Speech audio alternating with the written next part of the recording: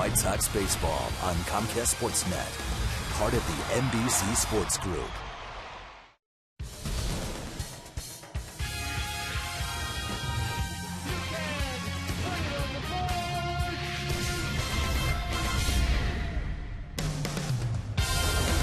We are coming to you from the city beautiful Chicago, Illinois, where this afternoon Comcast Sportsnet presents White Sox baseball. It's Adam Dunn, Alex Rios, AJ PIERZYNSKI, and the Sox as they get set to butt heads with Yoenis Cespedes, Josh Reddick, and the Oakland Athletics. Hi, everybody, and welcome. I'm Ken Harrelson with Steve Stone as we get set to bring you the finale of this three-game set, and it will be the rubber match. We won the opener 4-3. It was a very exciting ball game. Jordan Danks' first Major League home run coming in a tie, bottom of the ninth inning. It was a walk-off. Then last night, we fought back from a 6-2 deficit, took a 7-6 lead. Within the bullpen, gave up 3. We lost that ball game 9-7. So this afternoon, trying for the rubber match with Chris Sale. Couldn't think of anybody better to go than Chris Sale. He's 13-3 this year, the ERA 2.59. He had a lot of rest between his last start and his last performance. So let's see what happens today, because this is a lot shorter rest for him. So I believe that he's going to be every bit as good as he was last time out, which was very good. Going 10 over 500 for a team that's, well, just a little above that. So Chris Sale's the man for the job today, and he's going against Bartolo Colon, another very tough guy. Colon is 9-8 lifetime against our ball club. He's 8-6. He's a guy that used mostly fastballs, and he moves it around. He has exceptional control. He's a guy that doesn't get flustered by anything. Hawk knows how good he is because he was here. This is one of the better pitchers around. Although the stuff might not be as good, he makes up for it with a great sense of how to pitch. But to win the series, we got to get by him today. All right, sit back, relax, and strap it down. White Sox baseball coming your way. White Sox baseball on Comcast Sportsnet is brought to you in part by your Chicago area and Northwest Indiana Lexus dealer, who invites you to test drive a Lexus today. Blue Cross and Blue Shield of Illinois. Through it all, Ford.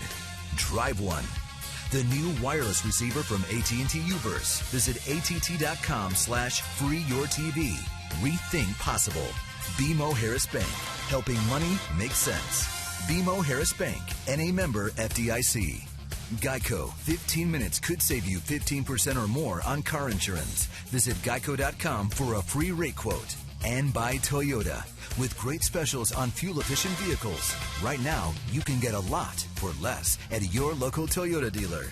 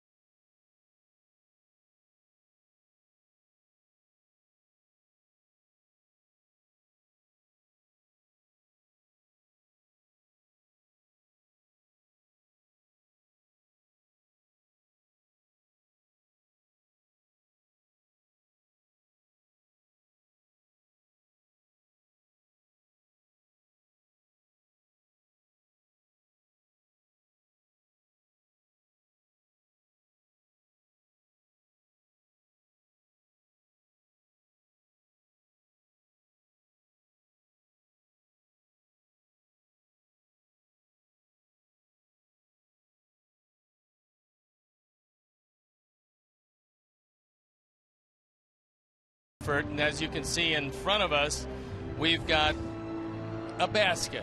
And in the basket, this one from Adam Dunn, is a lot of things that he really enjoys. And Scott is the president of White Sox Charities. He's one of the guys that helped put everything together. And tell us a little bit about the 9 baskets that are available. Yeah, we have 9, 8 of them from players today, 1 from Jerry Reinsdorf, and they're up online right now, whitesox.com/baskets. Bids are active. I think Jerry's is like $1,200 right now, so go online and check them out. And for Jerry Reinsdorf, you have some Bulls tickets in there. You also have a cigar with his personal label on it. I mean, it's very difficult these days to get a Reinsdorf cigar, but you can if you bid on Jerry's basket. This is Adams. We have some of the other players who have their favorite things in there. This is a wonderful thing to bid on. Also, it helps a wonderful organization, White Sox Charities. And so far, how much have we raised this year overall? Because I know this is the end of Charities Week. Exactly. End of Charities Week. It's our 4th annual. We're ahead of last year's pace. We're right around $60,000 in all of our in-game opportunities. So thanks to Comcast, great partner today, and we hope to go way past the number from last year. And how exactly do you get your bid in? Because a lot of our folks want to know about that. Start at 11 a.m. It goes till 3, so it's going to close during the ball game. But again, go to whitesox.com/baskets, and you can see all 9. Well, Scott, thank you very much, and always a pleasure to have you up here. And, of course, I will keep this only because that's the payment I get for doing all this. Cost of doing business. Thanks, Steve.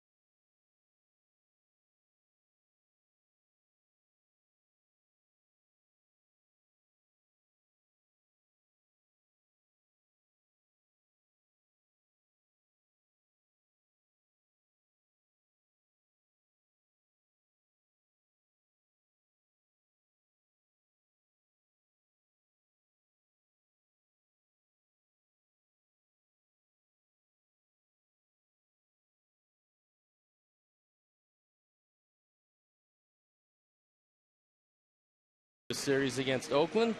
And let's take a look at how the matchups actually have worked out between our ball club and the very good and surprising Oakland Athletics. As you can see, records almost identical, despite the fact that we have a substantially higher batting average with runs per game, maybe a half a run a game difference. Home runs we've hit more certainly, but their ERA as a staff is much better than ours. And so it pencils out any way you look at it as two teams that are in contention for postseason play. Now for the Miller Time starting A's lineup under Bob Melvin. Coco Crisp leading it off, and Johnny Gomes, who was one of the heroes of last night's game for them. Then it's Reddick, Cespedes, Carter, Norris, Rosales, Pennington, and Weeks, who plays second base and hits 9. The defense, and how they're going to line up behind Chris Sale. Dwayne Wise getting an opportunity in left field. Then it's Diaza and Rios in the infield. Olmedo, Ramirez, Beckham, and Dunn. A.J. Pierzynski once again behind the plate. And our Lexus pursuing perfection starting pitcher is Chris Sale. He's in his Sunday red, looking for win number 14 against only 3 losses, the ERA 259. As you can see, 121 strikeouts, just 31 walks. He's been absolutely magnificent, and this is his first year as a starting pitcher in the major leagues. The umpires for the game today. Crew chief, Tim Welke behind the plate. Todd Tishner is first. Tony Randazzo at second. And Bob Davidson is the ump at third. So they throw the ball around the infield. We're ready to play baseball and ready to try to win a series, and I turn it over to my play-by-play partner, Ken Harrelson. All right, Stevie, thank you very much. And once again, good afternoon, everyone, and welcome to White Sox baseball right here over Comcast Sportsnet. Finale of this 3-game set and finale of this 10-day, 9-game homestand. Started off with the Angels. We took 2 out of 3. Then Kansas City came in, took 2 out of 3 from us. And now this is the rubber match of this 3-game set. So Coco Crisp, 3 for 9 in the series, will lead it off. And the first pitch of the ball game is taken for a strike. Crisp hitting at .257, 5 homers. He's driven in 27.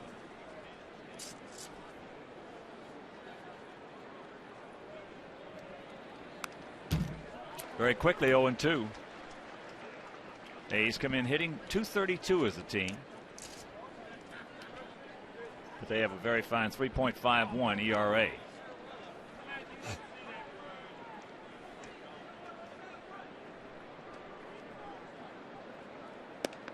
Change up, low and away.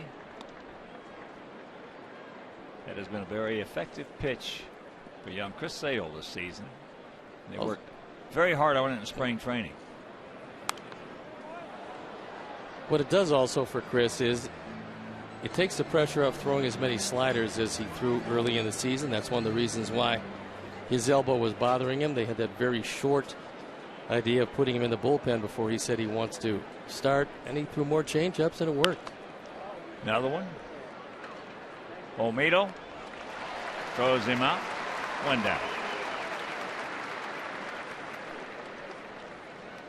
Had him way out in front, and that'll bring up the DH, Johnny Gomes.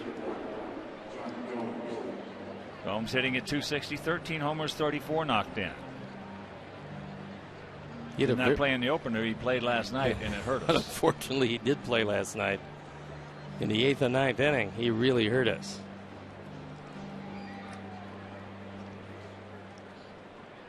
This is the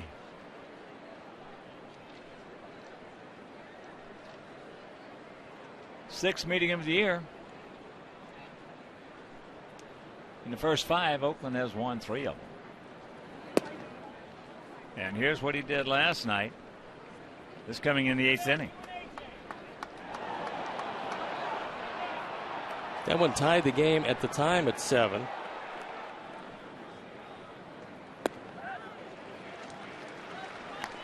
And then he picked up another RBI in the top of the 9th.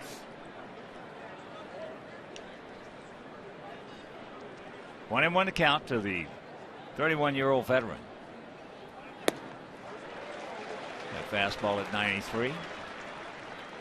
And here at the ballpark, 330 down the left field line, 335 down the right field line, 375 in the gaps, and 400 straightaway center.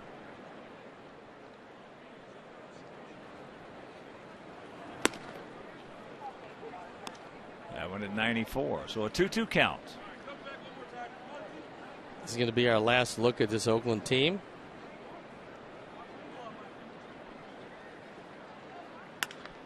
That's into left field. Dwayne Wise is there. And that's 2 out.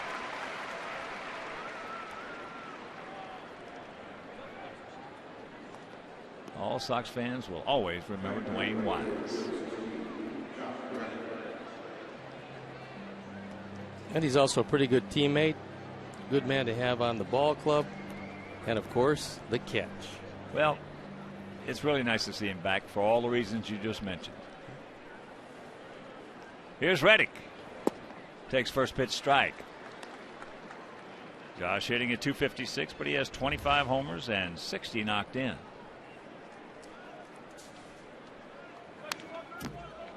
Big rip at that. He'd like to have another chance at that one. Just underneath it. 0-2 the count.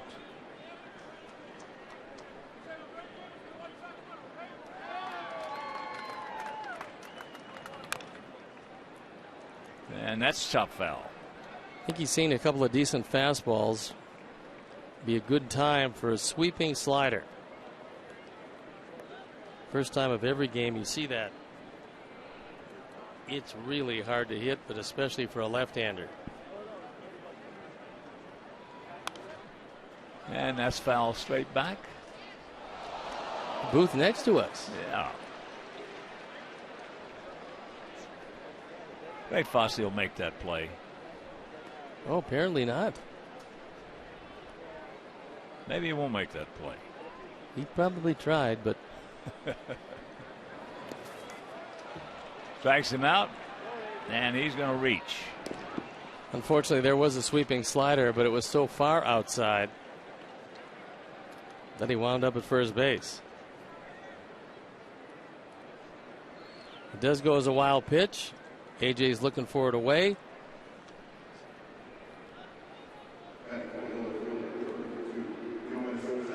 Skipped under the glove. And the inning stays alive for one of their real strong young hitters. Yoenis Cespedes. 2 for 7 in the series. And lifetime against Chris. He's faced him 3 times, has 2 hits on the season. Cespedes hitting at .306, 14 homers and 56 knocked in. But he's the real deal. He can do it all. Reddick a good lead. He is 10 for 10 in stolen bases.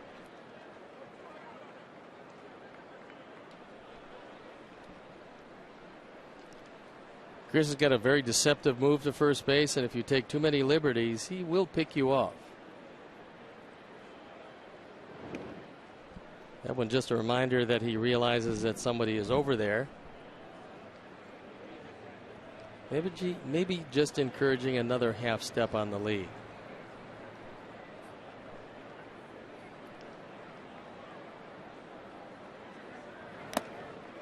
Goes through that one. A lot of base runners will take what they term as a one-way lead, trying to encourage the pitcher's best move so they can see it early, which is getting a lead with their only intention of going back to first base. Force the pitcher into showing you the best he's got, and then you can gauge off that. There he goes. Checks it up, fouls it off.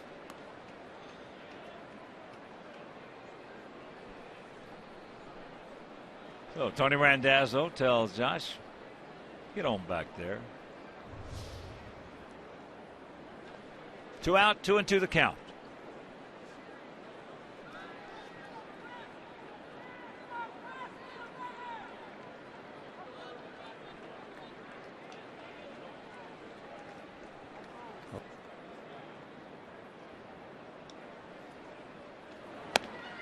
He gone. Gas upstairs. After half inning of play, it's the A's nothing, and our guys coming to bat.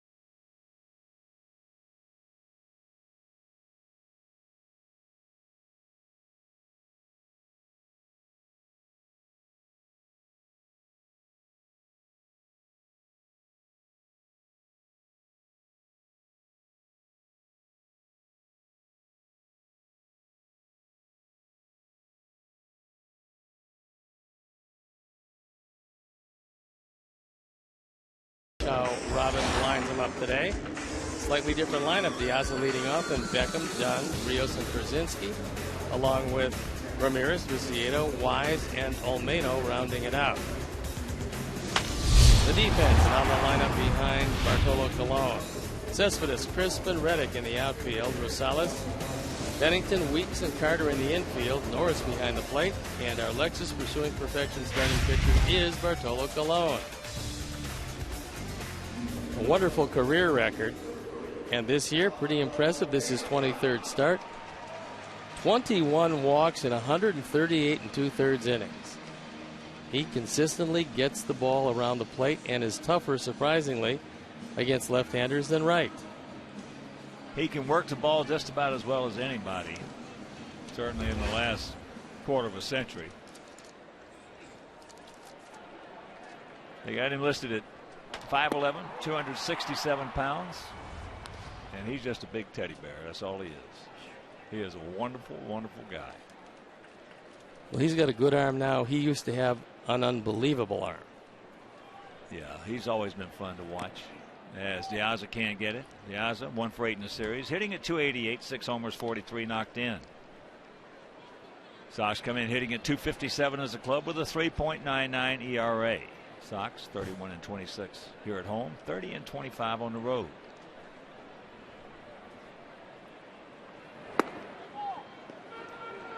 Bartolo is one of those guys, and you can't say this about a whole lot of pitchers, that you could put him either in this game, the first game of the series, or the 7th game of the World Series. He would be the exact same pitcher, and the emotions wouldn't change one bit. Gets him upstairs. So 1 out, and that'll bring up Beckham.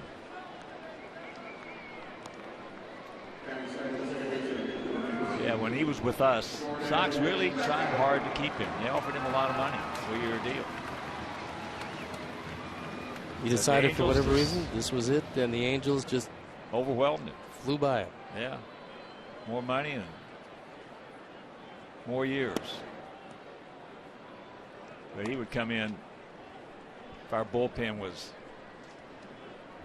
a little weak, been used a lot. That's change up. He'd come up to me and he'd say honk. Couldn't say hawk. He said honk. Honk. I go 9 today. And sure enough, he'd go out there, he'd go 9.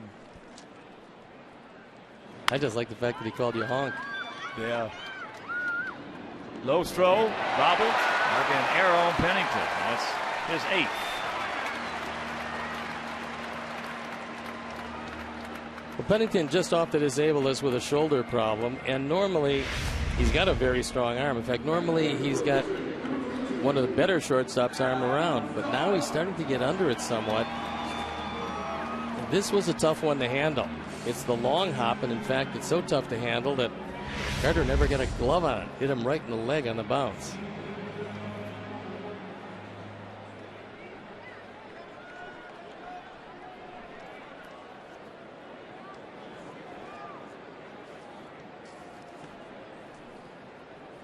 Adam hitting at 205, 31 homers, 75 knocked in. He's had good success against Bartolo, 5 for 8 with a homer. I was thinking today the big boy would hit a home run. He hasn't hit one in a while, and he's still 4 away from the coveted 400 mark. Weeks going to go to second base for the lead, and they can't get him at first. He'll try though.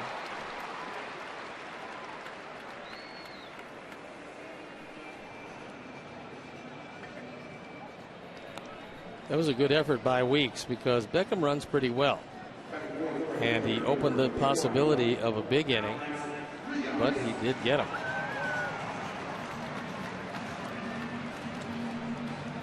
So here's Rios.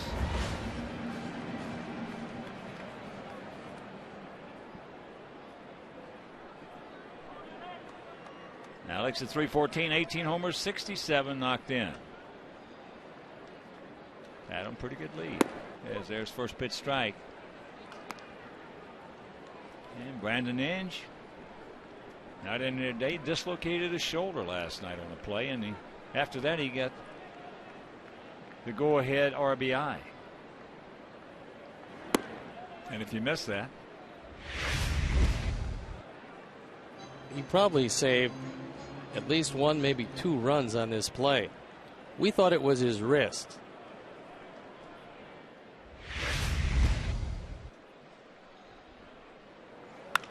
And there's the base hit. Adam will pull up at second. And now 2 out, 2 on.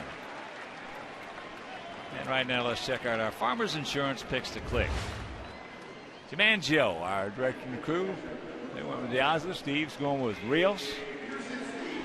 Terry Hamlin, Mike Williams, Roger Clare, Eric, and all the great folks at Bolingbrook, and also all the great folks at Hawthorne Woods. We're going to go with Dwayne Wise today.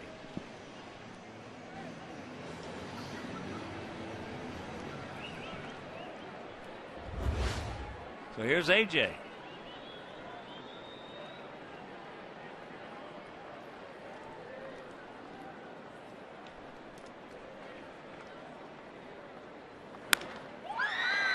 That's jammed. Little looper. Get down. It won't. Good outfielder, Josh Reddick. He is that. Makes the catch. That'll retire the side after 1, no score.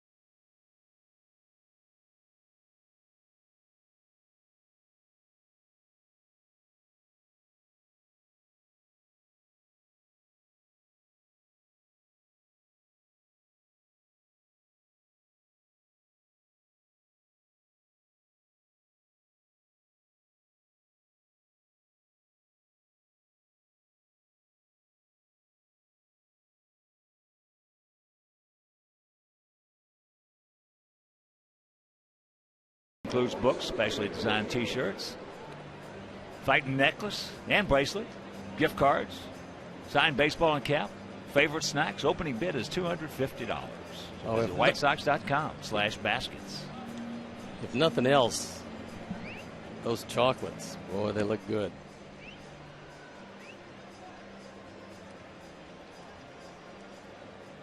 Updated numbers, as you can see, the Jerry Reinsdorf basket. $1,270. Justifiably so. You've got tickets in there of all sorts, a number of other great things. When we read you some of the contents of these baskets, you'll realize that those bids are pretty low. We need to get those up a bit.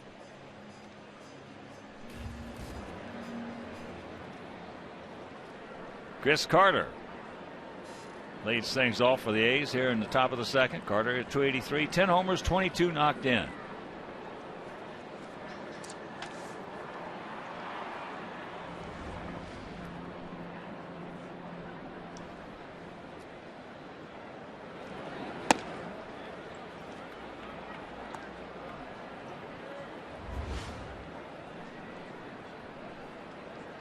First time Carter has seen Chris Sale.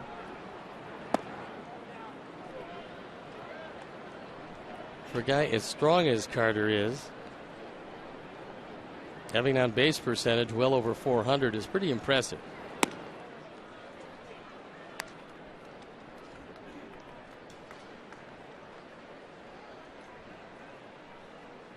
Don't walk him. Come back and get it. There's one.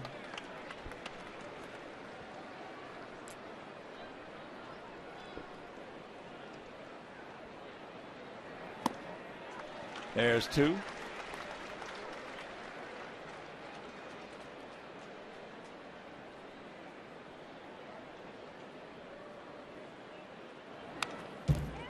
Just got a piece of that one. Talking about Inge and that dislocated shoulder. He said he's dislocated that shoulder about 16 or 17 times. High pop up.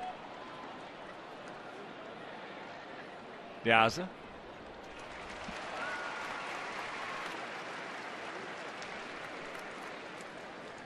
Just a reminder, as you enjoy a cold one, to look forward to Miller Time later in the game, brought to you by Miller Lite. So good job by Chris coming back from the 3-0 count. And that'll bring up Derek Norris, the catcher, hitting at .210, 4 homers, 18 knocked in. In this series, when we've kept the ball away from him, we've been in pretty good shape, especially if we're not changing up away. On the inner portion, he's been pretty tough.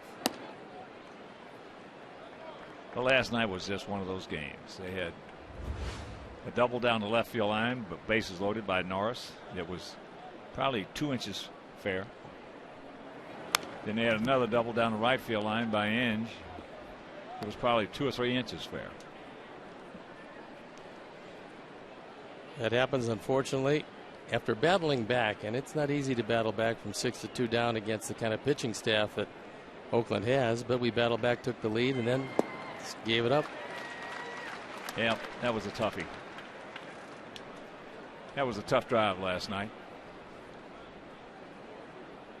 But you did have the advantage of listening to a Detroit loss on the way home. I did that. Mike Oltz, 9th inning single. Knocked in Cruz. Nelson Cruz is there as a breaking ball down. And that caused me to speed up a little bit. Well, anytime they send Verlander to the mound, and I'm talking about Detroit, and lose that game, that's a bonus. So we come in a game up. And a full count. That time Chris tried to get a little something extra, and he went flying off the mound. So it's not the tight mechanics you'd want from him, and he'll get that back. He's shown he can adjust pitch to pitch, which is something that anybody 23 in his first year as a major league starter has a tough time doing. He gone. Good breaking ball. 2 down. Third strikeout, and this one breaks so sharply that Norris has no chance. It's out there, then it just disappears. Rosales, Adam, hitting at 195, a homer. He's driven in 6. He's a pretty good guy. Chicago area product. Not getting an opportunity to play quite as much as he would like, but in against a very tough left-hander.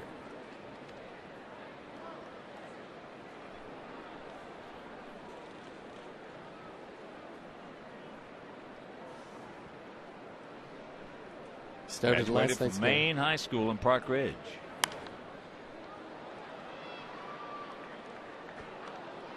Went to Western Michigan.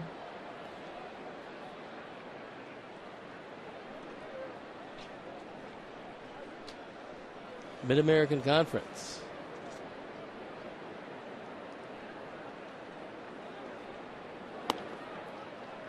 Two and 1 to count. He was 1 for 3 last night with an RBI. An RBI single in the 3rd inning when they scored 5 times off Liriano. Good changeup, good motion. That was one of the surprising things about the ball game last night. Liriano started out like nobody on earth could hit him.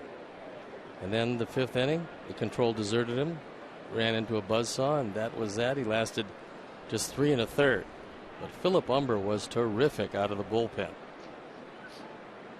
Yeah. Liriano struck out 5 of the first 6 that he faced. He gone. He knew it. 1, 2, 3 inning. 4 strikeouts. We go to the bottom of the 2nd, scoreless.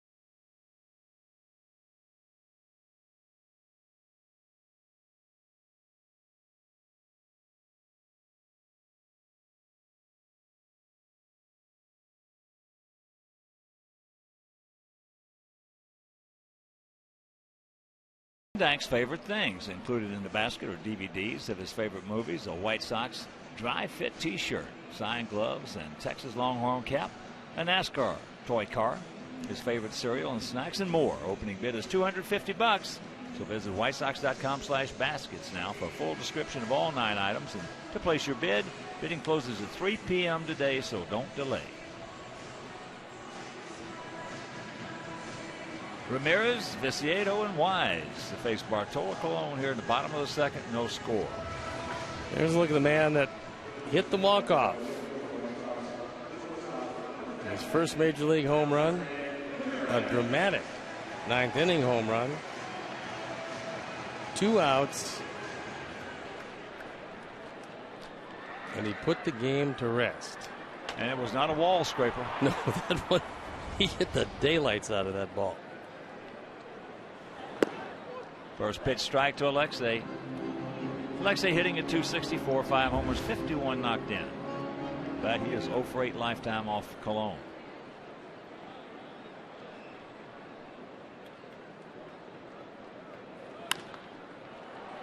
Pops him up. He's now 0 for 9.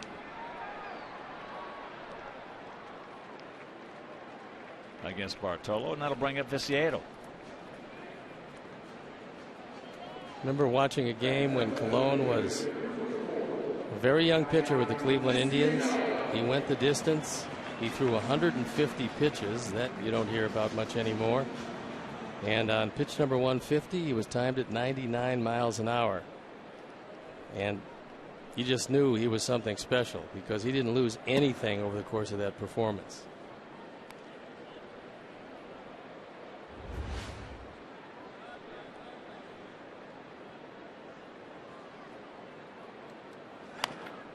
Jammed him right there. Tank is 1 for 3 lifetime off Bartolo. Viciedo comes in at .246, 17 homers, 53 driven in. Well, Bartolo, when he was in a Cleveland uniform, pitched a lot of games like that against us.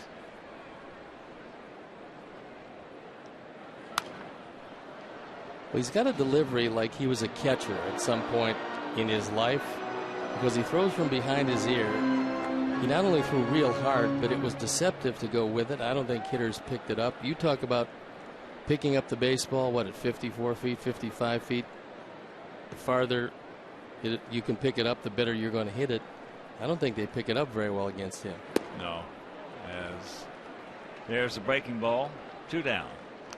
What will determine how far you'll pick the ball up? Well, your approach to the pitch. That's why, you know, that's how I judge hitters, is how far they see the ball. I basically was a 54, 55 foot hitter. Then you get guys like Konerko. Konerko's probably a 57 hitter, maybe 57.5 to 58 foot hitter. Ted Williams, 60 foot hitter. Now who's going to hit the most?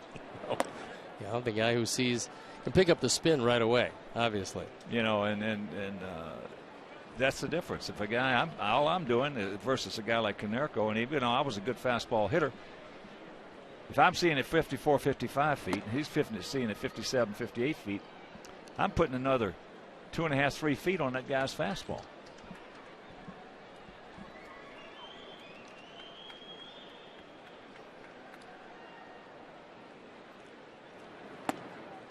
Dwayne takes ball 2. Wise on the season hitting at .262, 3 homers. He's driven in 8. One of those home runs coming against us at Yankee Stadium. He's actually killed Cologne. One of the few guys who can say that. Now it's a limited sample, but it's pretty effective.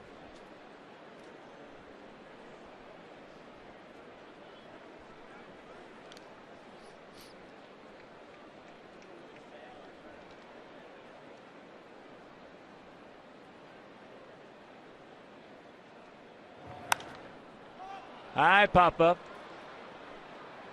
Nice easy inning for Bartolo Colon. And we'll go to the 3rd.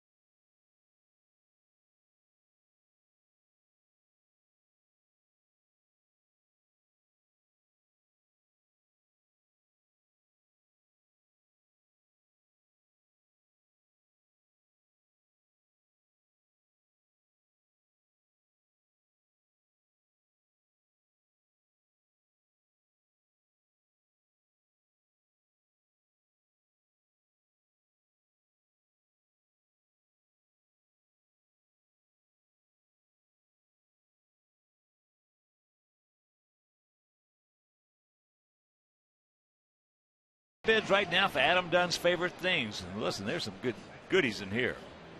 It includes an Xbox 360, an iPod Touch, iTunes gift card, autographed jersey, and more. Opening bid is $250. So that is a good basket right there of goodies. Visit whitesox.com/baskets right now. Remember, bidding closes at 3 p.m. today.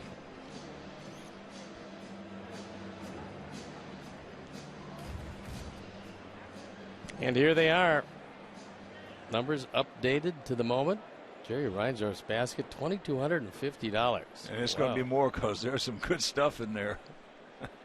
Adam at 520. Alex, 501, 505. Numbers starting to get up there. We've got about an hour and 15 minutes to go, maybe a little bit longer.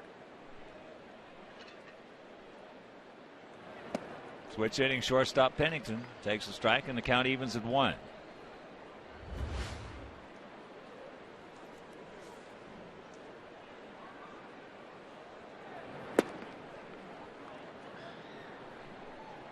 Pennington, right-handed, has really had a tough year, hitting just 152 right-handed.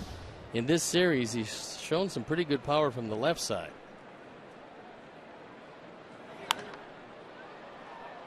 Put a little top hand on that one. And after this game today, we're going to hit the road again. Going to Toronto for 4, Kansas City for 3. Then we're going to come back on 20th, 21st, 22nd with the Yankees. But we will miss CC Sabathia. He's on the disabled list, which for the teams that are facing them over the next couple of weeks is a good thing. There's a line drive base hit. So you can cancel a post-game show.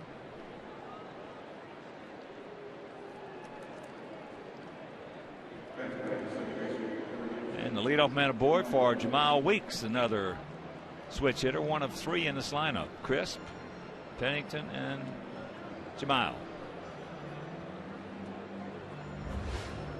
Well, hopefully we're catching Toronto at a good time. They've lost 5 in a row, 8 of their last 10. And they've sunk to last in the East.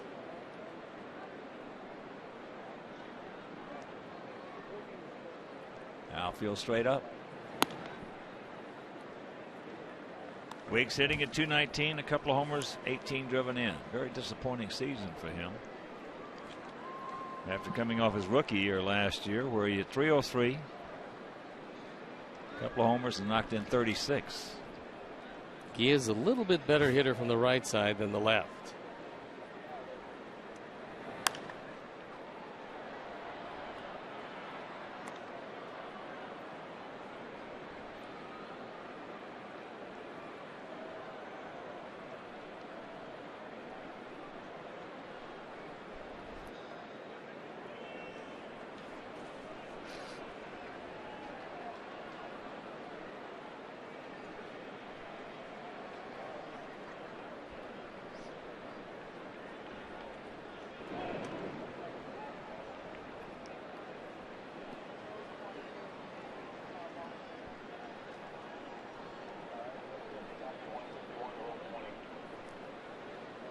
Weeks, a long look down at Mike Gallego, third base coach. And Pennington with pretty good lead.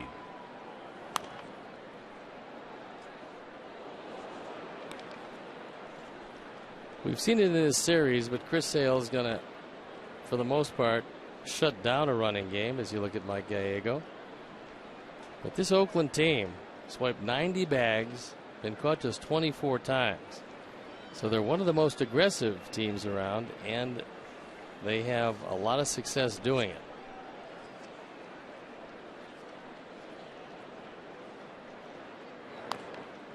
Breaking ball, just got a piece of it. Well, there's no question.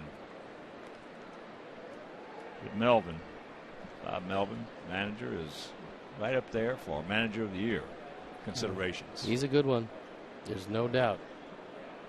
There's a look at Bob, former major league catcher, bench coach for Bob Brenly when they won the World Series in 2001 with the Arizona Diamondbacks. They got him. Alexei will just chase him down, put it on him. That's how you shut down a running game. And Chris Sale, if you do get adventuresome at first, he will pick you off. You know, that has really, as you take another look at the first move by Sale, Pennington was going. It's just academic after that. But that's been one of the things that's mystified me a little bit with Brindley. For me, he's probably there's breaking ball. He gone. 2 down. 5 strikeouts now, but Bob Brindley's probably the best guy out there, best manager who's not managing. I mean, you win a world championship, and once you do that, whether you have Johnson and Schilling or not, you still have to manage, and you still have to maneuver your players.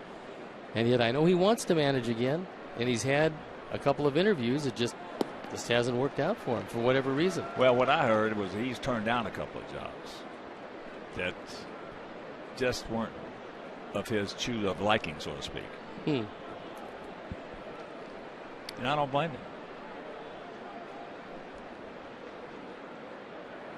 Let's face it, Stevie. You know just as well as anybody. There's some teams out there that they're just not going to spend any money. No, and if you go there, you have to understand that if they're in a perpetual rebuilding situation and they don't give you any help, they don't take on any big contracts, you are destined to lose. Maniac is a terrific manager, and I know he's had a tough year with Cleveland Indians this year, but when he went to Washington to start with, Washington was a successful team, but they weren't going to spend any money until they got to a point where the youngsters were in position.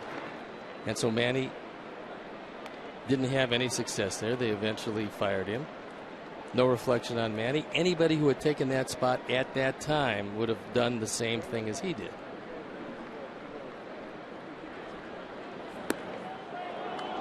At the back door him.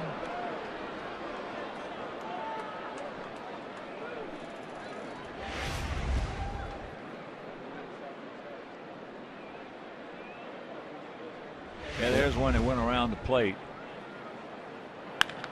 And that ball is going foul. Yeah, unfortunately, if you go with one of those clubs that's just not going to spend the money, there's nothing you can do. You can only manage what you got. But getting back to Washington, we talked about Melvin being up for manager of the year consideration. That's foul back. And just over the fence.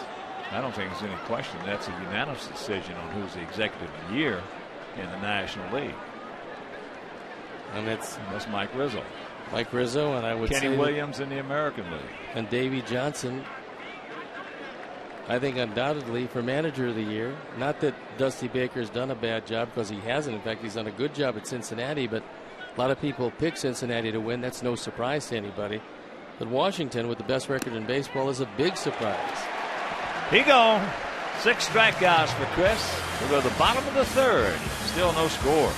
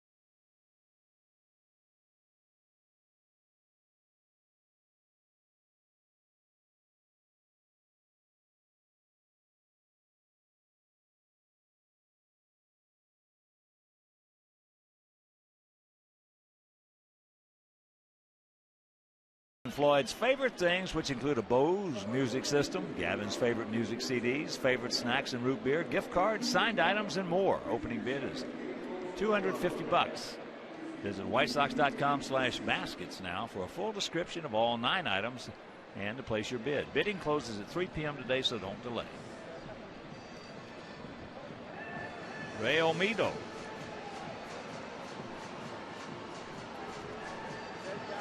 Switch hitting third baseman for us. He's 1 for 3 since putting on that White Sox uniform.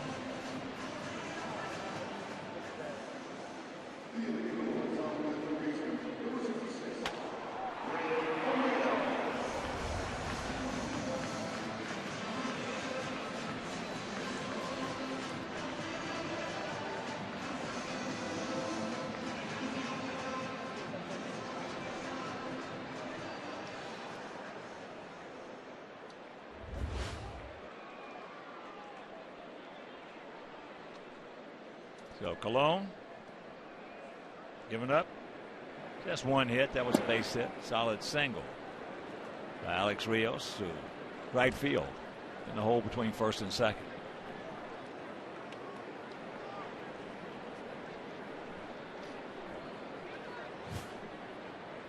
I think what's amazing to me when you watch Colon is how much mileage he gets out of just 1 pitch. He makes his fastball into 2 or 3 different pitches, but they're still fastballs. He can work that baseball. Well, Nolan Ryan was talking about you, Darvish. Nolan said, Hawk, this guy can work the ball as good as anybody I've ever seen. And that's saying something coming from Nolan. Well, this guy right here is the same way. He can. Bartolo can work the ball just about as good as anybody I've ever seen.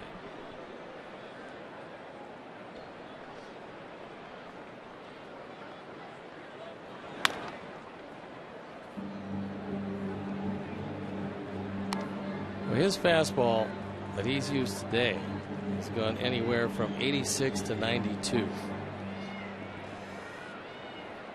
That's what he did against the White Sox on April 23rd. It's a very good ball game. Chopper.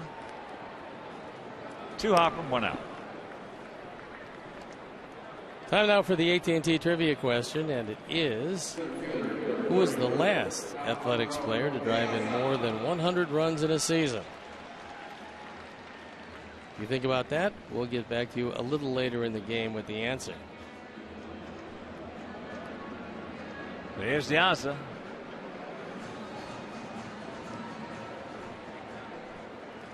Alejandro struck out swinging at a high fastball.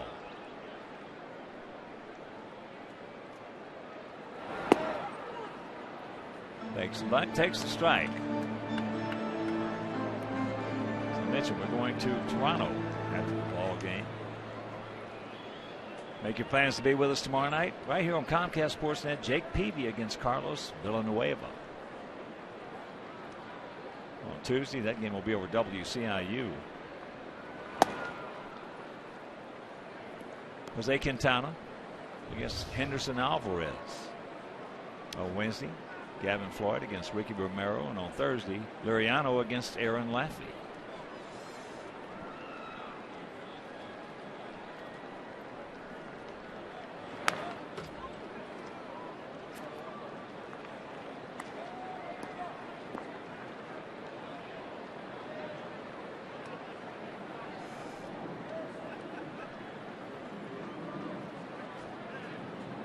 But the last 3 weeks, Diaz has been hitting a robust .342.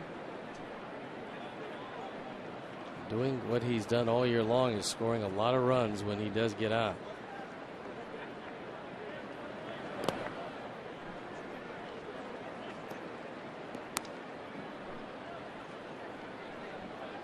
Two balls, 2 strikes to Alejandro.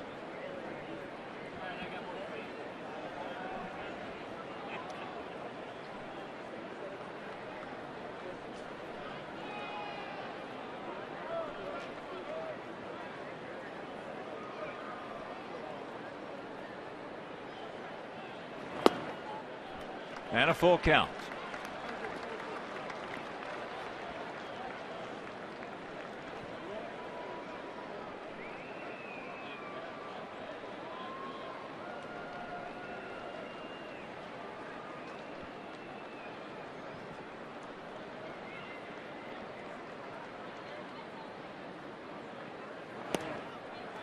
And there's ball 4.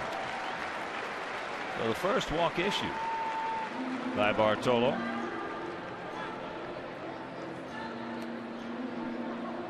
And that'll bring up Beckham.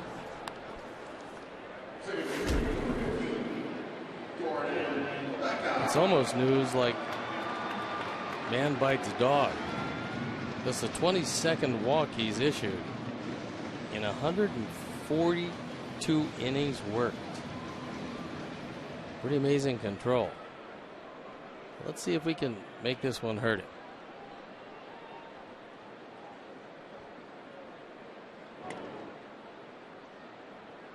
Get lazy over there at first, he'll pick you off. He's got a decent move.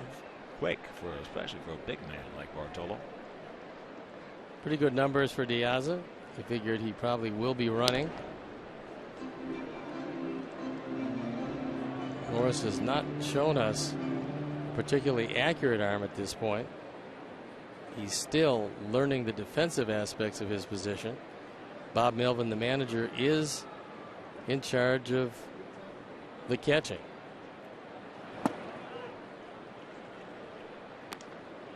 Took a little something off. Steve was talking about earlier. He will take that fastball and turn it again into 3 or 4 different pitches. And you can guess fastball. That's the frustrating thing for hitters. You can guess fastball. Then you also have to guess the speed of the fastball while you're guessing the fastball.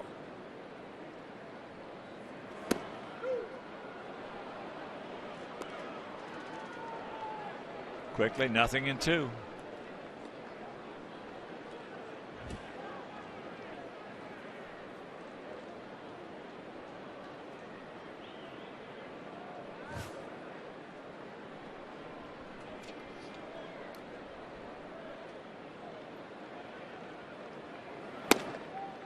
Tries to dot that outside corner.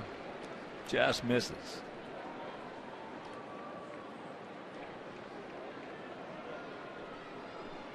No runs, 1 hit, 1 error for them. No runs, 1 hit, no errors for us. Here in the finale of this 9-game homestand.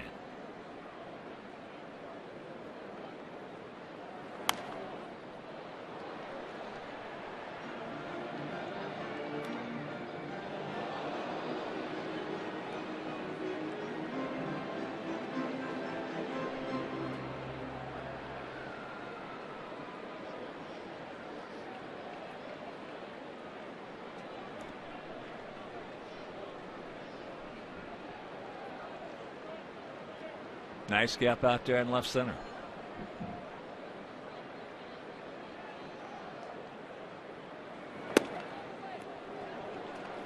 Two and two. Oakland has played a lot of our hitters the same way. It seems like more times than not they use the outside corner. Consequently, they're playing just about all of our hitters as opposite field hitters, with Cespedes taking away the gap in left field, giving you a lot of room down the line in left.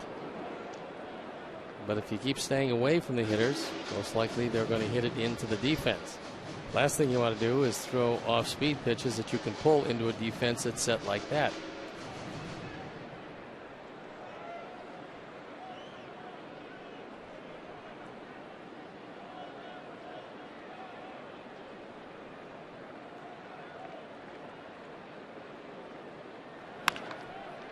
Should be. No, he throws it away, Pennington. So now they're going to hold Diaz at third. So he'll pick up his second error of the ball game. 1 out, runners at the corners. Make them pay. Well, Pennington's had 3 innings that he probably would just as likely have forgotten. 2 errors, both on ground balls by Beckham. And he was picked off at first base. So what looked like inning over now puts Bartolo Colon and the Athletics in some trouble. Yeah, that ball was hit sharply by Gordon. And here's Adam. Adam hit into a 4-6 fielder's choice.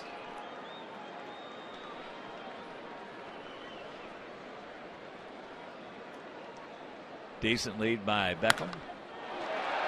That'll get the job done. high into left field. Diaza and Beckham both tagging.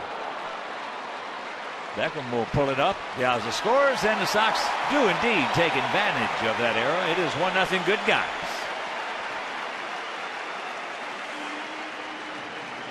RBI number 76 for the big man.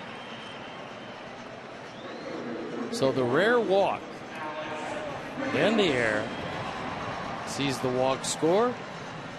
The game sees one run. That was just a decent feed right there from Pennington. That's a double play. Yep. Perfect double play ball.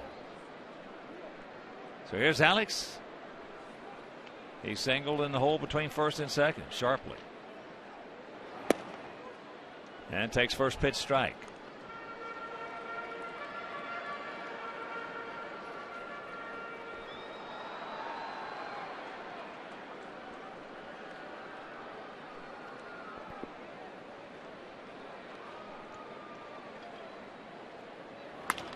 And there's another base hit. That one hit sharply. So Gordon's going to make the turn. Alex on his way to second base. He will get there. Now here's a throw home. And they're going to get him. So Beckham is out. And that'll retire the side. But we do come up with one. And we'll go to the fourth leading 1-0.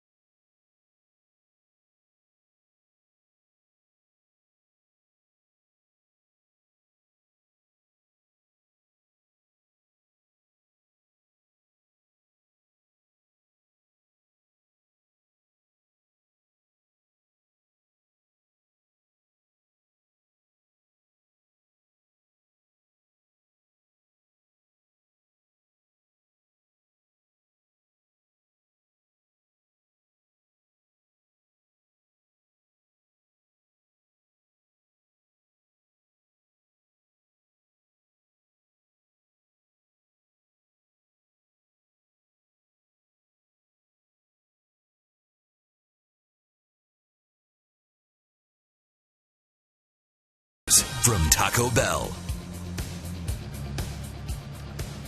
And place your bids right now for O-Dog. Orlando Hudson's favorite things included in the basket are cufflinks, an iPod Shuffle, Irish Spring Body Wash, White Sox bathrobe, autographed cleats, and more. Opening bid is $250. So visit whitesox.com/baskets now for a full description of all 9 items and to place your bid, because bidding closes at 3 p.m. today, so don't delay.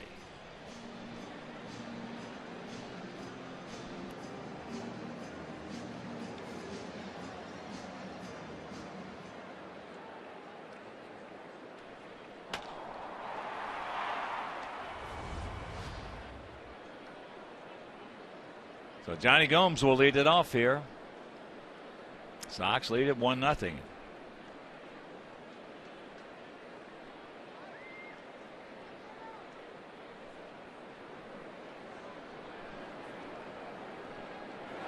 Gomes, that went off the end of the bat into left field. Checks it up. He did not go, in the count 1-0. Well, a relay play there by the A's. Gets Gordon Beckham. But a good call right there. A good call on Joe McEwing's part. Well, it took 2 perfect throws. Number one, you're dealing with a strong arm in Cespedes and a very strong arm in Pennington. And then Norris just buries Beckham at the plate. Well, the reason McEwing took that thing was Pennington. He's having trouble throwing. He's already made 2 errors, and he rolled the dice. And good call by Joe. Very aggressive. 1-2 the count.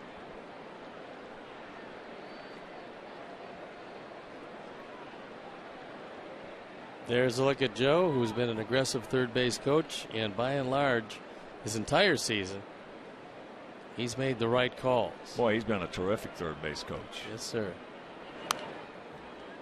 And he's going to make, he and Mark Parent both someday, a terrific major league manager.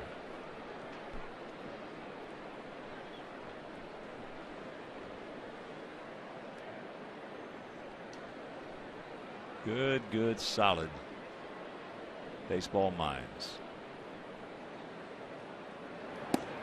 He gone, backdoored him. A beauty by Chris. Strikeout number 7. Let's take a look at our Menards pitch tracks and see where this one shows up. Well, as so often happens when you have that wide a breaking ball, it didn't quite get there. There you look at what they are updated. Alex Rios, 751, and Jerry Reinsdorf, 2550. The chairman's just blowing them away. I don't blame him, though. Well, he's one of the. That's going to be the best basket. He's one of the few guys that can afford to put Bulls tickets in there.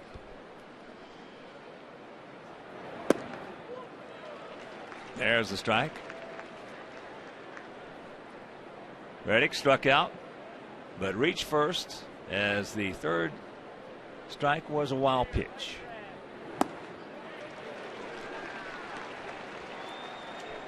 One thing about Reddick, he gives himself a chance to be dangerous every at bat.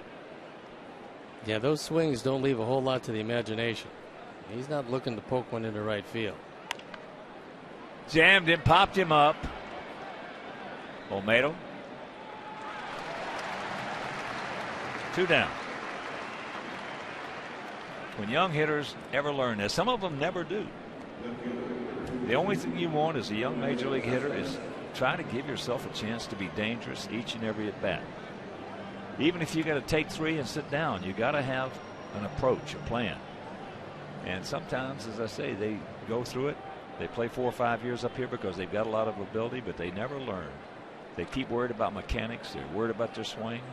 First thing you know, after 4 or 5 years, he gone. We've been talking about an approach for some time now, and I talked with Tyler Flowers before the game about his game yesterday, which was a very good one. And he said he'd been talking with Jeff Manto, and they were talking about approach. And that approach was to take the left-hander to right field. But if a breaking ball comes your way, that's the ball you pull. And that's exactly what happened. He got a change up. It was up. Pulled it out of the ballpark after getting a couple of hits to right field. That's right. And if he didn't have, as we talked about at the time, if he didn't have that approach of trying to hit him in right field, that high straight changeup would have probably been a ground ball to short.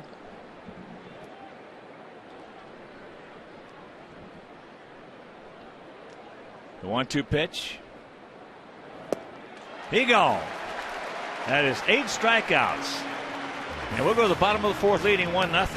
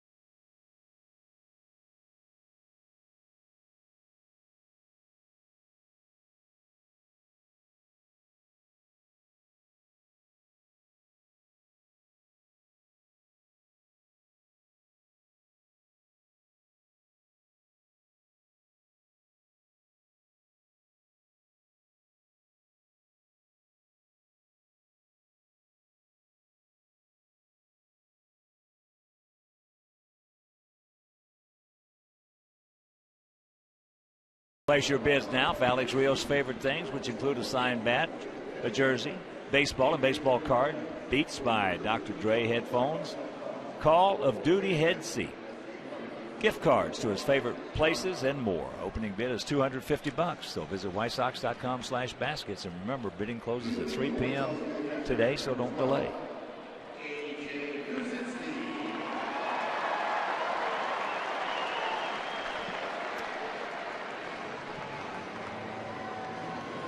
It will be Pierzynski, Ramirez, and Viciedo.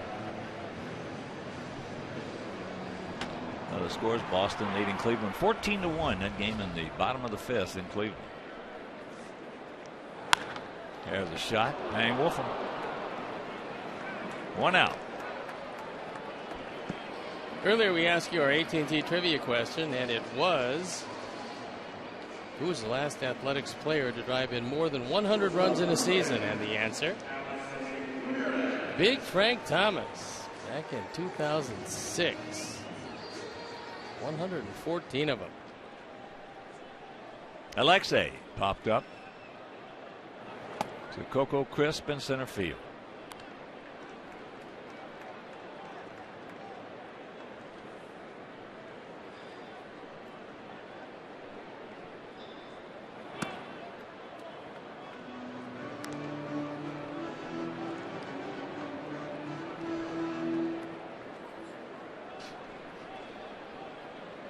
Outfield shading him to the right.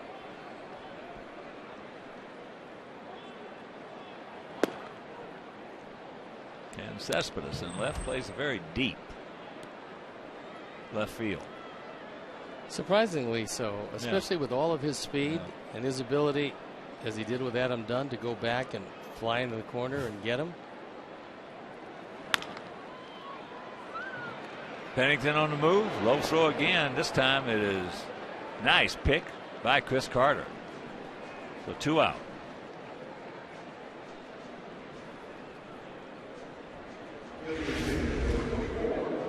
This could have very easily have been the 3rd error of the game. But on the long hop, Carter was able to make the play. And as Paulie has always said, I talked to him about it, he said the backhand on that long hop or short hop is a lot easier for that first baseman.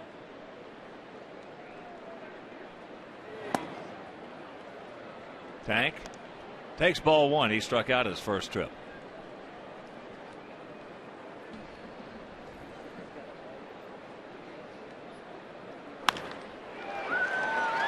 And there's a base hit to center.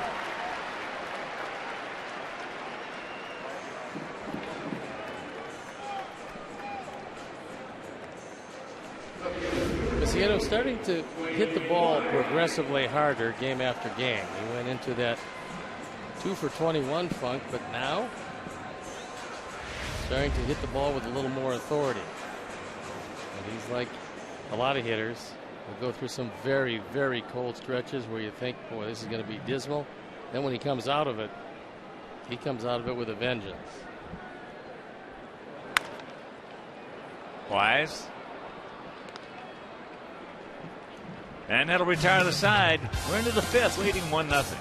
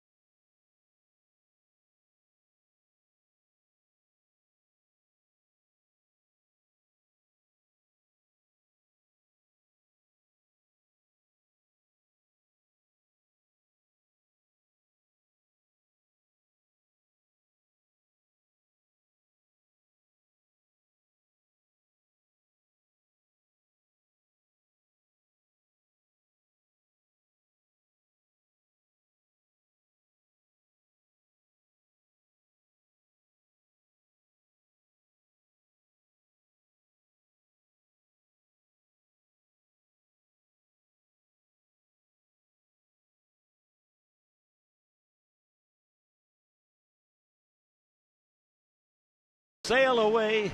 Place your bids now for Chris Sale's favorite things, which include, this is a nice basket, signed All-Star Edition cleats, baseballs, cap and photo, a bottle of Crown Royal, gift cards to his favorite places, favorite snacks, and more. Opening bid is $250, so visit whitesox.com/baskets. I've always said you can never beat Snickers and Crown Royal. That's what he has in there, and to me, there's very few combinations that can beat that. And there you look at the numbers so far. Alex Rios has jumped up. Kevin Floyd has jumped up, as has Adam Dunn. Of course, Jerry holding right there. But we expect a late rush on that one. Yeah, that last one there is going to be a Jim Dandy. 1-0 Sox. Chris Carter leading off the fifth here. High pop up. Stay in here. It will. It will.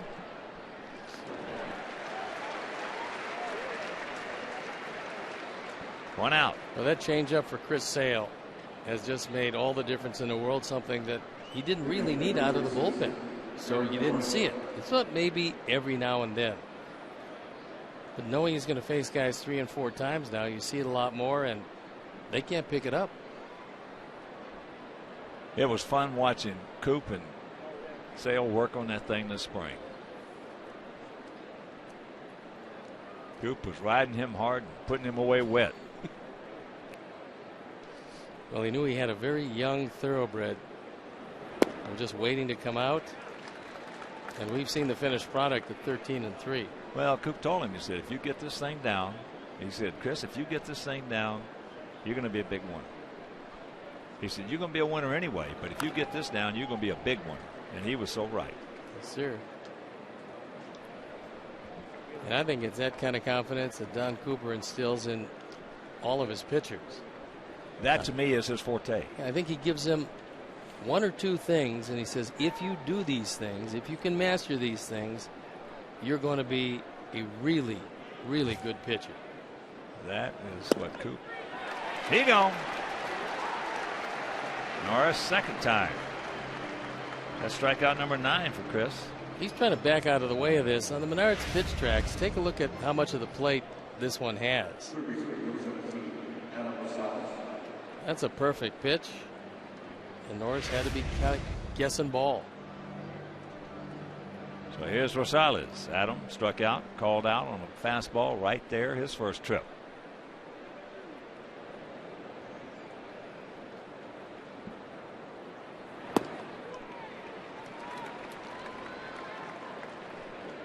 Grabs the strike.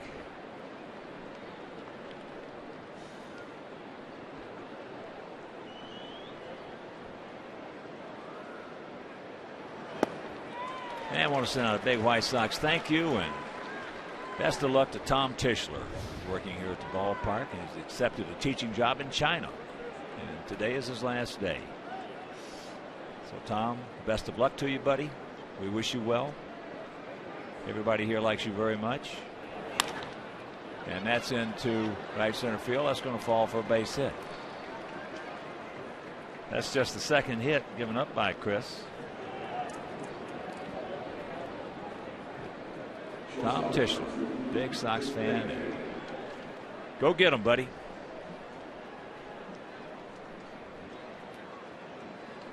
Here's Pennington. He had the first hit. That was a solid single to left leading off the third.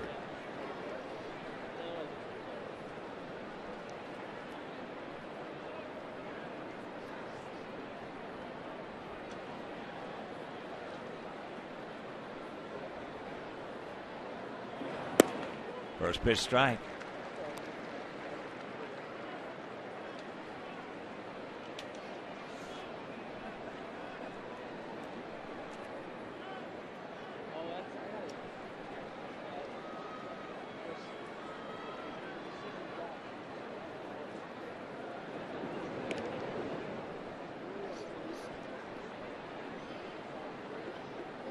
I would think now, after seeing Chris's best move, if you got picked off, probably hear from your manager, Bob Melvin.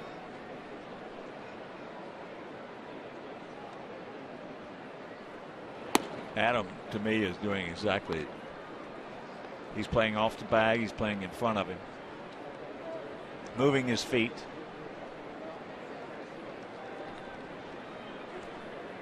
And for you're putting a little bit of that responsibility now back on the base runner, because Adam will dart in, back off. That's cued, and that's going to be a base hit. Well, we saw enough of those last night. Wow. And hopefully Chris is okay. It was a very awkward attempt at getting the baseball, and he's still bent over. This is a tough play to coordinate because the first baseman's instincts are to go to the baseball. But if the pitcher is going for it, second baseman has no chance, and now they're going to check on Chris Sale. And this would be a problem.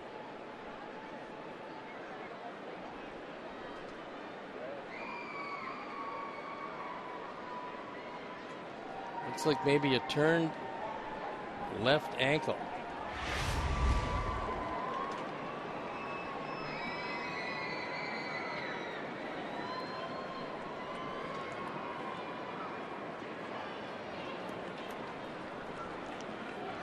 That's what he's trying to flex out.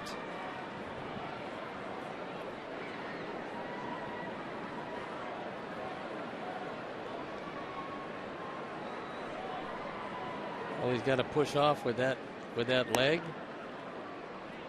I've already seen one of our left-handers leave a ball game after having a one hopper hit just above his knee. That was Liriano. Well, Robin's probably telling him right now, listen, don't change your motion or anything. If that thing's hurting you, we'll get you out of here. Don't do anything different. Which is the worst, the push off or the landing?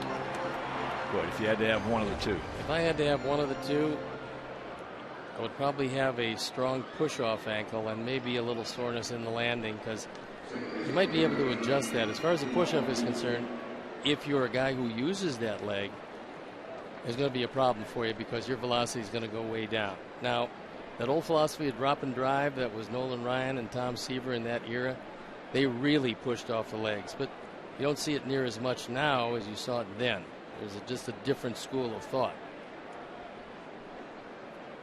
So here's Weeks. Breaking ball strike. He struck out swinging on a breaking ball after an extended at bat. Now, the outfield can afford to play a little more shallow. That means that Wise in left field is very shallow and might have a shot at Rosales on a base hit. Well, you just mentioned two of the guys who probably use that quote, quote, drop and drive better than any two in the history of this game. Nolan Ryan and Tom Seaver.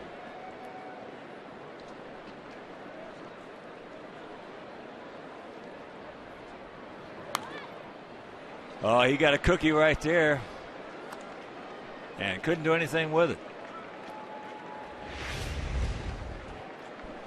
Menard's pitch tracks. We'll show you one that is a cutter, but it cuts right over the middle of the plate.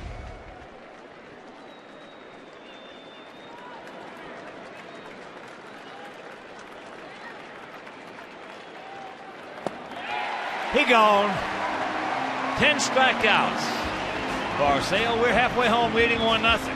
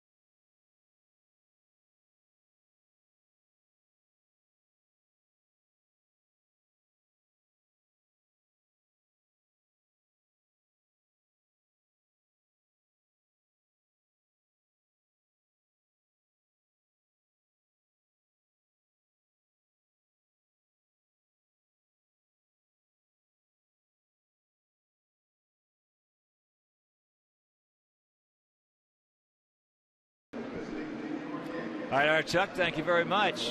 Bottom of the 5th inning. Chris Sale has given up no runs on 3 hits and has 10 strikeouts.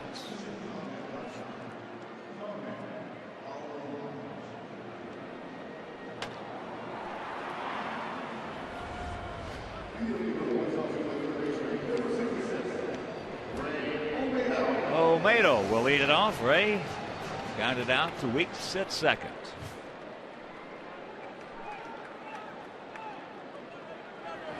Takes the bunt. Rosales was playing in at third. 1-0 the count.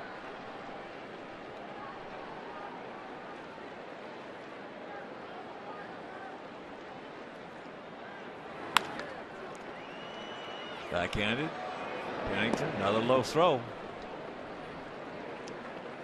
And that is out number 1. And fastball, strike 3. Place your bids for Matt Thornton's favorite things, which include an NCAA Football 13 Xbox game. Gift cards to his favorite places, his favorite snacks, a White Sox jacket and garment bag, and signed cap and a baseball. Also a photo and much, much more. So opening bid is $250. Visit whitesox.com/baskets right now for a full description of all 9 items and to place your bid. Bidding closes at 3 p.m. today. So you've got 28 minutes. Yeah, we're getting down very close to the end here for the bidding. And just as we saw last night, there'll probably be some radical changes toward the end.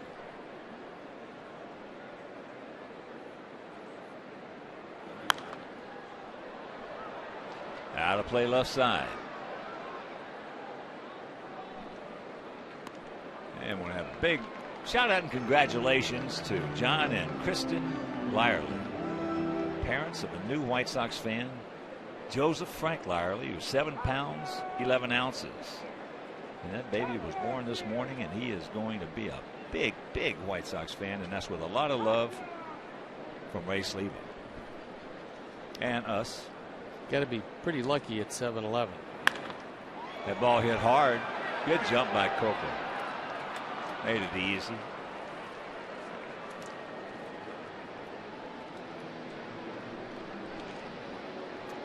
John and Kristen, congratulations. It's going to be the fastest 18 years you have ever experienced.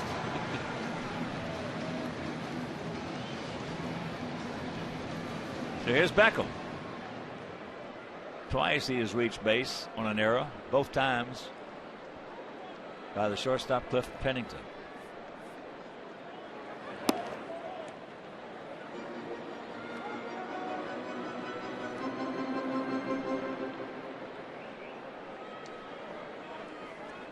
Texas leading Detroit 2-0.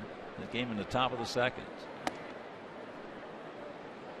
Darvish on the bump by the Wranglers.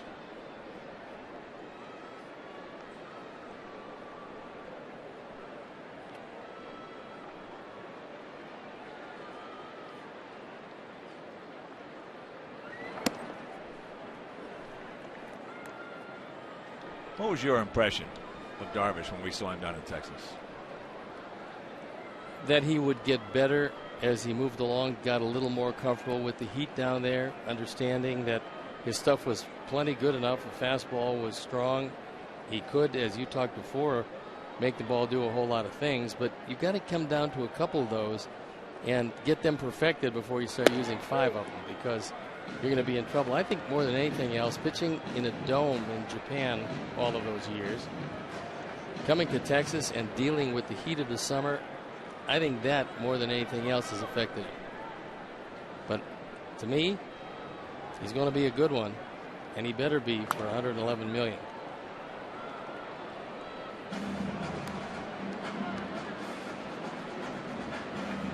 Yeah, when you've got as much ability as he has and as many pitches as he has, as you say, we've both seen it many times, that tends to get a guy in a lot of trouble. Yeah, instead of establishing your fastball along and then pick a breaking ball or 2 to establish early. And that ball hit hard in the center field. Stretch, stretch. Right back up there. Just to the left of the McCarty at the Park sign. That'll retire the side. We're into the 6th. We still lead at 1-0.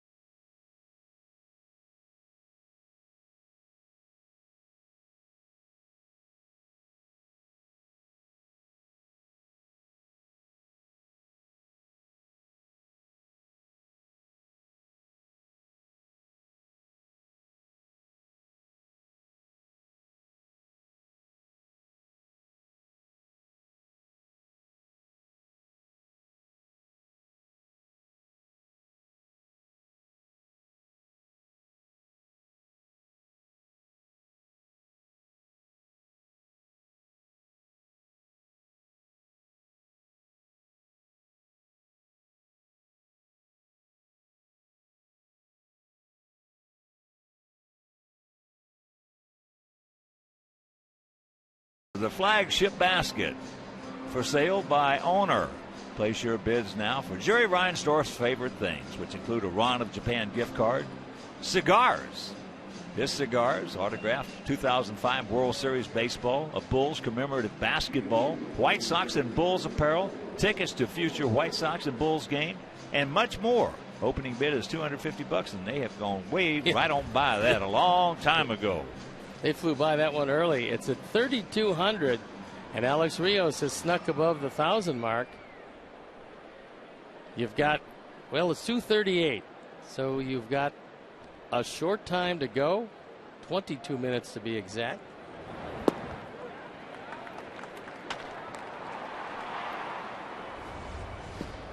Top of the order, Coco Crisp.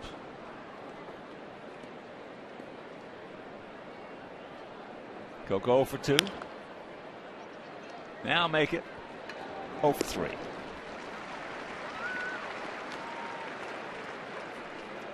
And that'll bring up Johnny Gomes. A run on 3 hits, no errors for us. No runs, 3 hits, and 2 errors for them.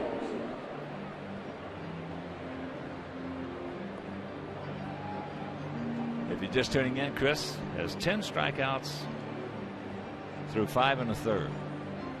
It's facing the right team. This team leads the American League in striking out. And Chris Sale will be glad to oblige him, as his stuff has been special all day today.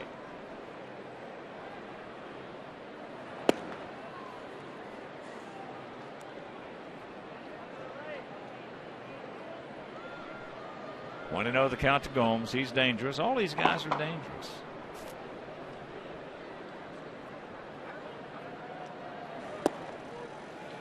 We talked about it. It's not a good hitting ball club, but it's a dangerous hitting ball club.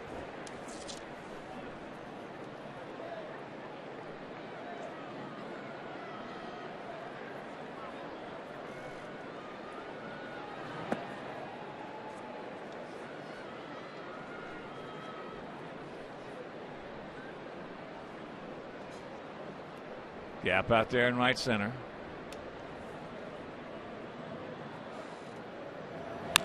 And this game is tied at 1. He's dangerous. Well, he's been dangerous with every club he's ever played with. I think what mystifies me is because he is such a good man in the clubhouse, and as the kind of power he has, he keeps on moving around. It's home run number 14. He's driven in 35.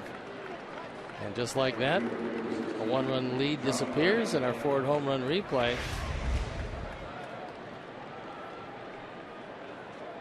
that ball out away.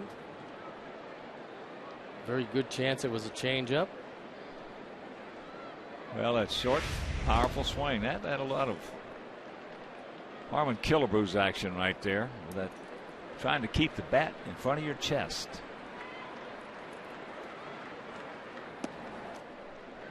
Reddick has struck out and fouled out to Olmedo.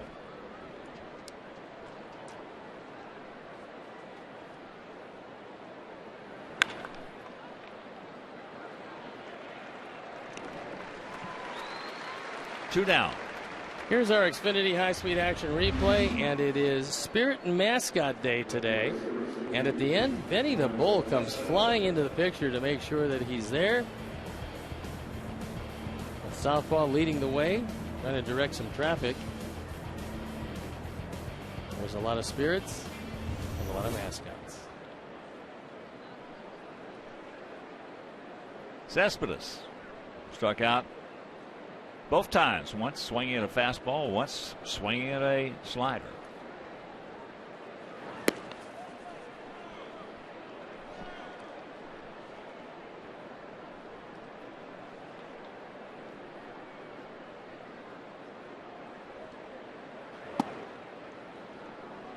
Pretty good pitch, didn't get it, and the count 2-0.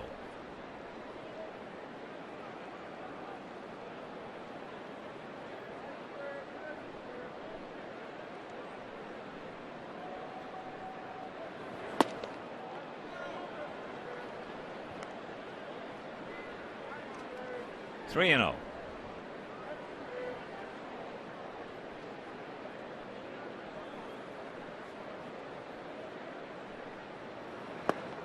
There's one. I don't think I'd want to throw this one in the same spot. That was down and on the inner third.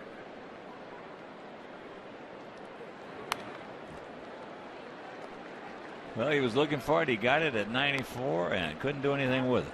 Probably a little bit higher than he would have liked if he had his choice.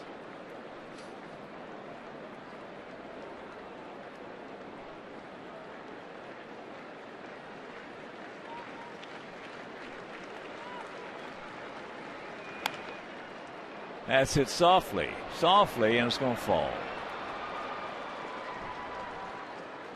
So good speed aboard. He's 10 for 13 in stolen bases on that little duck snort. You've talked a long time about the advantage of being a power hitter when it comes to dunking the ball into the outfield. That's exactly what happened. You get little man hitting the same shot. It's going to be caught very easily by the right fielder or center fielder. In this case, you've got to respect the power of Cespedes, and it falls in for a base hit. And here's Chris Carter. It's popped up to center and fouled out to Olmedo.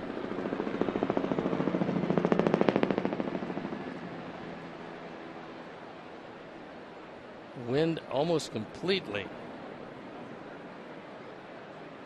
not in evidence at the ballpark right now. Takes the strike. Well, the flags start to pick up a bit, but unlike the last couple of days, wind having no effect at all.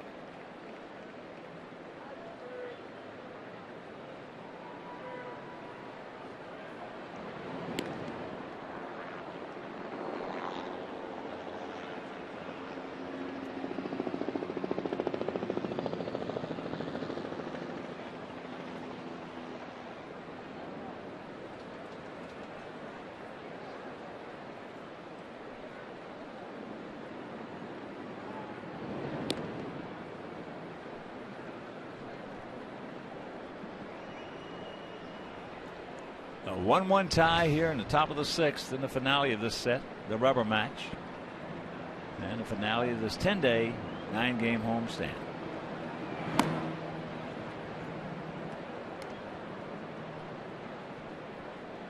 One and one to count. Just knocking at the door of the century mark.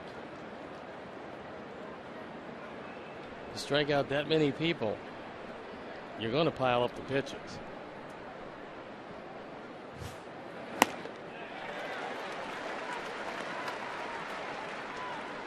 Ball and 2 strikes. Toronto leading the Yankees 10-7. That game in the bottom of the 8th.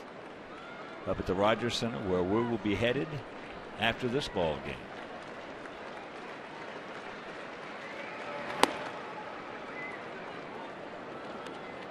Two and 2.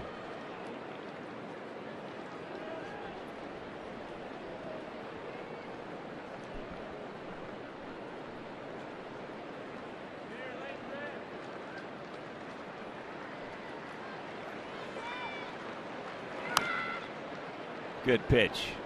Ate him up on the fist. Well, you see Mully and Hanley right there.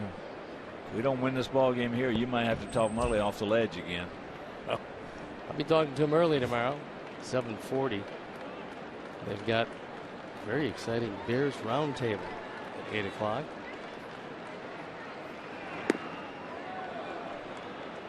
A little bit low. Full count. The 25-year-old, very strong first baseman, Chris Carter, former White Sox farmhand.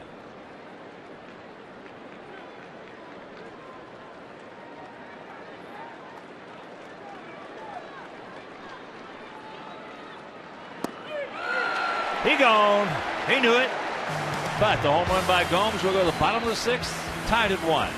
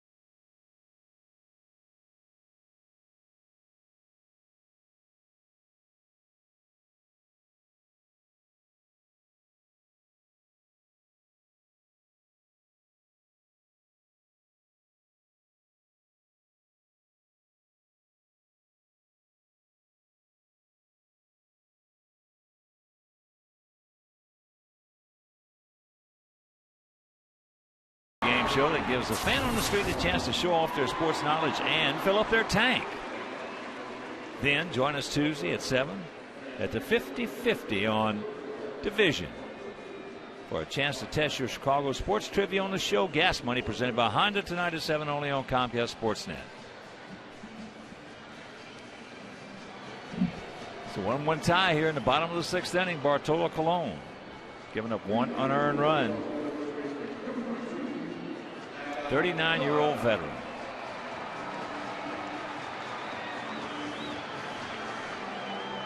Must be birthday day today.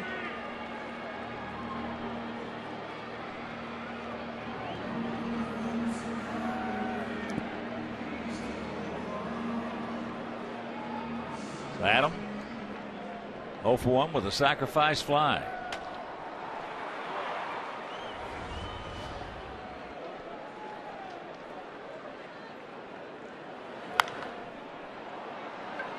High pop-up. Very high pop-up. 1 out, and that'll bring up Rios. Alex has singled, and he has doubled.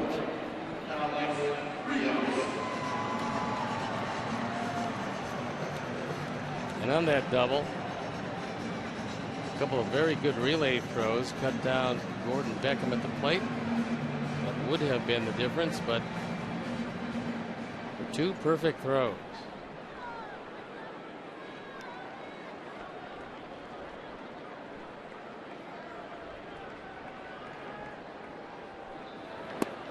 Takes that pitch down low.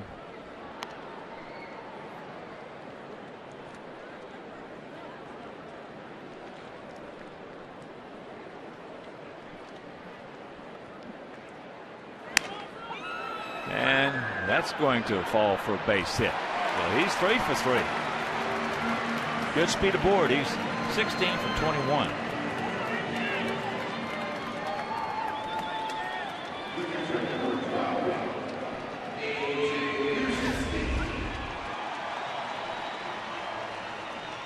That fastball was up, not quite as in as Colon would have wanted it. And he dumps it in front of Cespedes.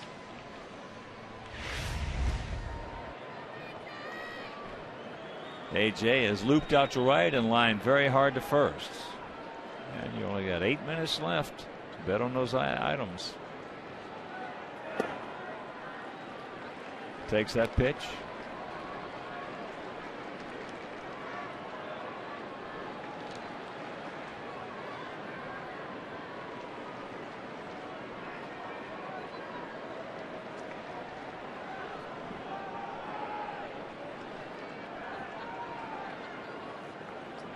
Lone with a good move.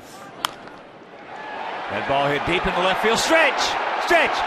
He jumps. You can put it on the board. Yes! Yes! Opposite field home run by AJ, and the Sox lead it 3-1. It's all good. 23rd home run of the year. He's got 67 driven in. That's the first one in a long time that's gone to the opposite field. A Ford home run replay. Colon tries to stay away. He does, but he got it about belt high. And AJ hit it into the bullpen and well back in the bullpen. Here's Alexei. Takes it low and away.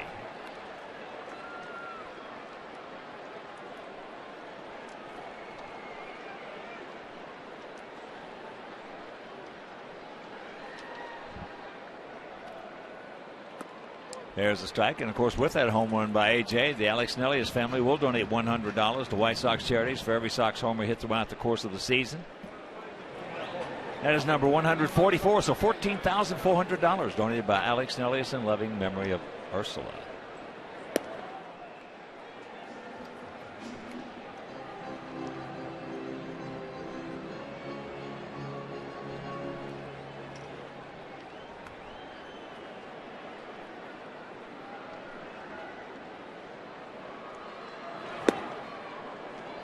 Two and two.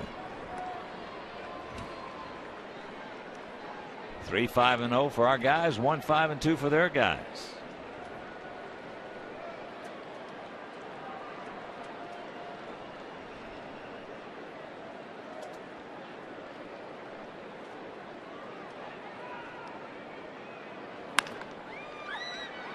Pennington.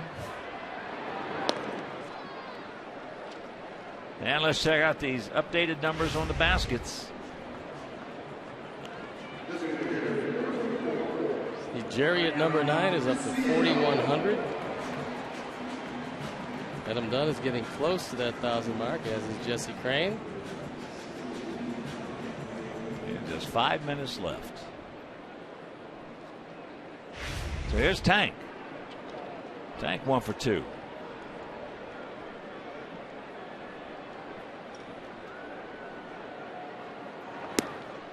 Takes that one.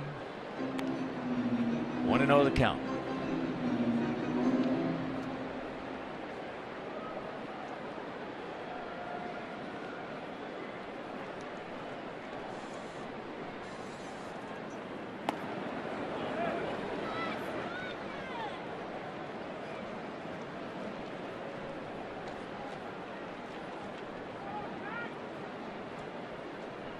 Tank with a double and a run scored yesterday and a big home run in the opener here. Takes another strike and the count 1-2.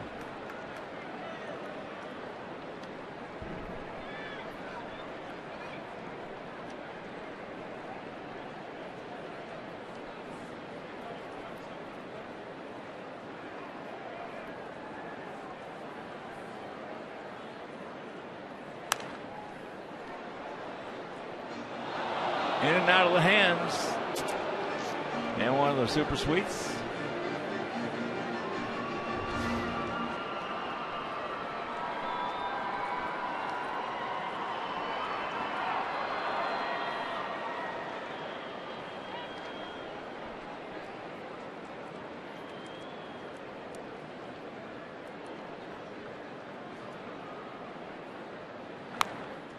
And that's foul straight back.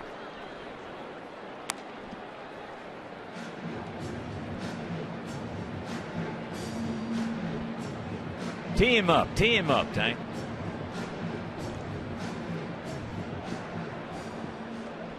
Looks like if he's going to take him out, it's going to have to be to right or right center field, because that's where Cologne has been staying.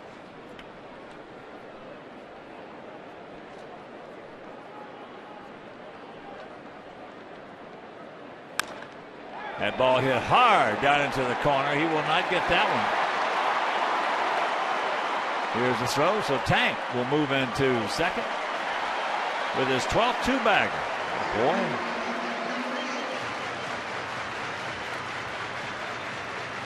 Well, Dayan picked up the pattern, went that way, and hit it awfully hard. If he gets his ball up higher, it is out of the ballpark. But it's just a rocket of a line drive down into the corner. And even a good right fielder like Reddick can't get to it in time to keep him off of second base.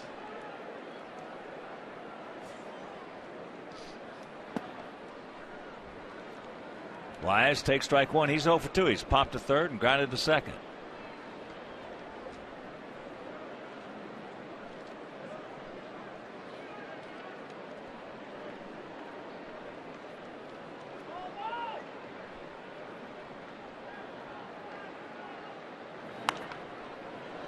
Good pass, a little tardy.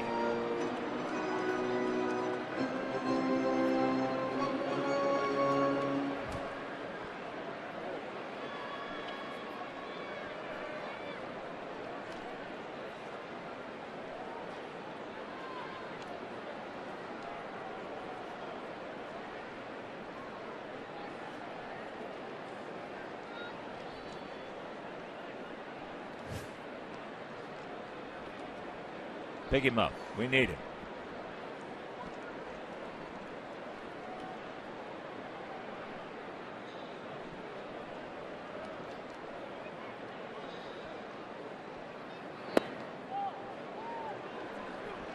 Close.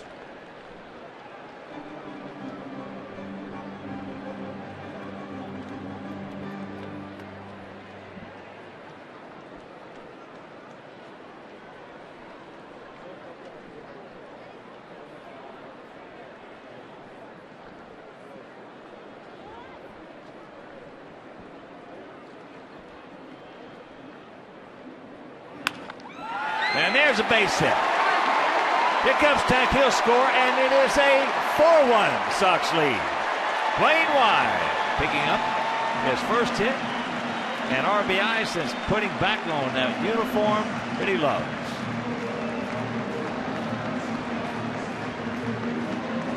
Big insurance run against this Oakland team that always seems to come back. And speaking of coming back, Cologne wanted that ball inside, but it drifted back out over the plate, and Dwayne took it right back up the middle.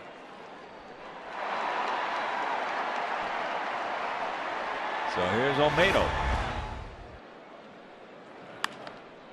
And that ball into left field. That speed of Cespedes will not get there, and that's a fair ball. So the ball hits Wise. Meanwhile, Olmedo moves into second. And Tank was hit in the back of the head, I believe. Oh, he put hand. I mean, rather Wise put his hand to cover his head. The ball hits him. This will go as an error on Cespedes. You see, he tries to cover his head. As it turned out, wisely so, because it hits him in the hand. I don't know. I'd rather take it in the helmet. Yeah, well, you got a point there. Meanwhile, he's on third. So that'll be an error, Steve said, on Cespedes. He made a good throw. It just happened to hit Wise in the wrong spot.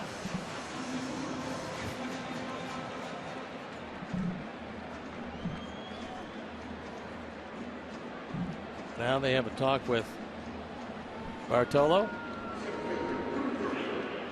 Don't stop now, boys. Come on, Alejandro. Kurt Young, the pitching coach, out there to have a talk, and this becomes one of the real big at-bats of the game. You get a base hit here, it'll be real tough for them to come back against Chris Sale.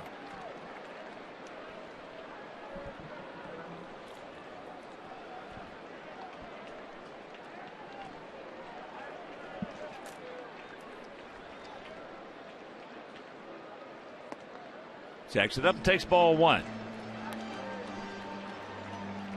4-8-0 for us. 1-5-3 for them.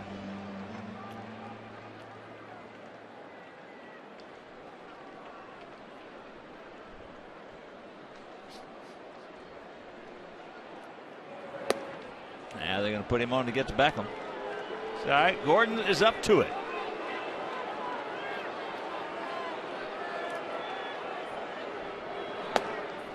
Looks like it's Blevins in the bullpen.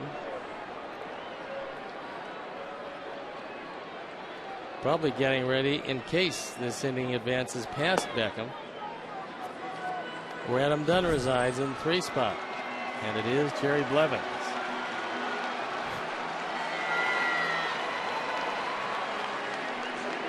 Sacks packed with Sox. 2 down, 3 in. We lead it 4-1 and looking for more.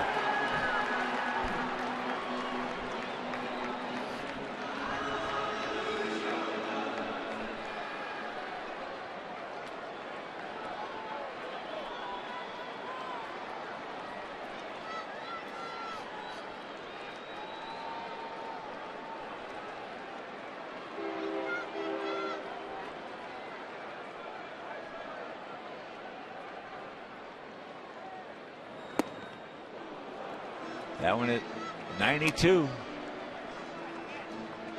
Texas now leading the Tigers 5-0. That game in the bottom of the 3rd. Porcello on the bump for Detroit.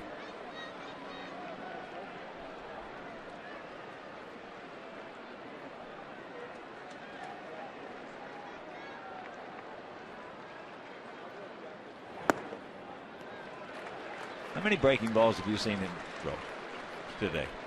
Seen him throw 1 hard slider. He got a strikeout on that. And other than that, it's been a steady diet of types of fastballs. That's pretty much been it.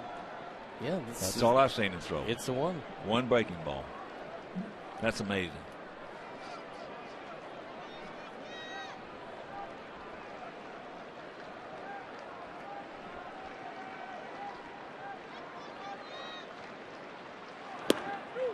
Right there. And the count 1-2.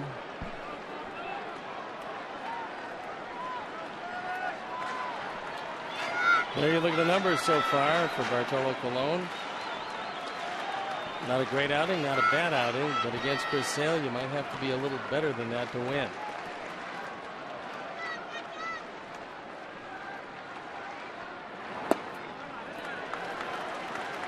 Two and a big pitch coming up.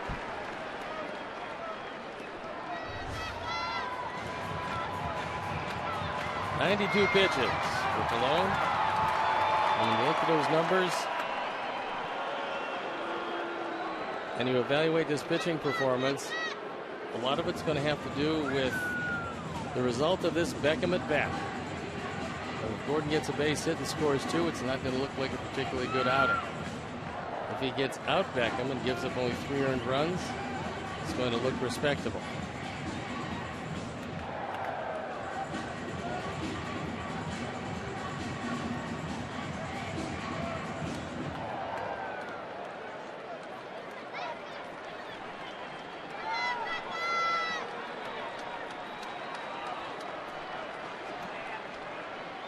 Two out and a 2-2 pitch. That's a base hit. He had the right man, right spot, right time. 2 more score. Gordon Becker. Sully's happy, and Mully's happy. Gordon has 42 driven in. So he reached base twice on errors. This time, not leaving anything to chance. He takes it right by a diving Pennington. And that will be it for Bartolo Colon. Big 6-run inning, 5-run inning in the 6th. And so as the rain starts to fall here, we'll step out and be back after these messages.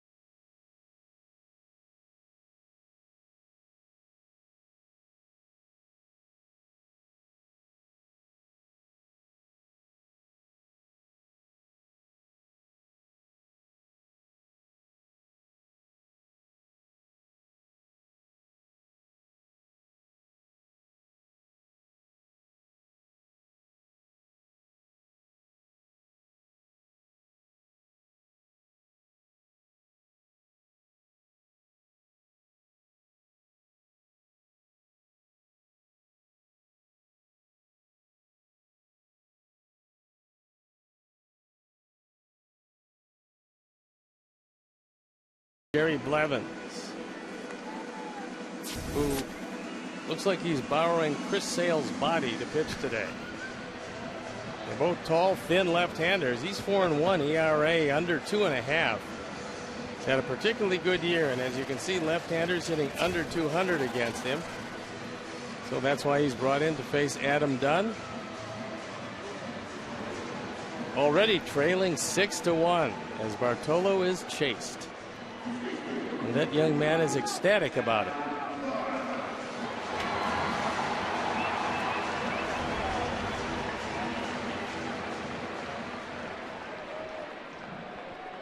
Here's Adam. He is 0 for 2 with a sacrifice fly. Drove in our first run back in the 3rd inning.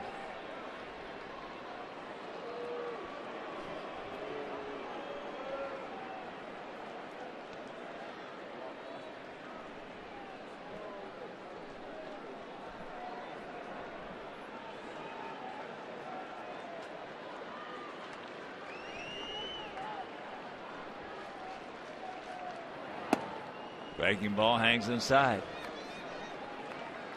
Diaz at second, Beckham at first.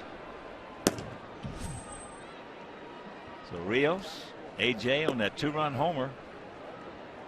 Viciedo, Wise, Olmedo, they have all scored this inning. 5 big ones. And the count 2-0.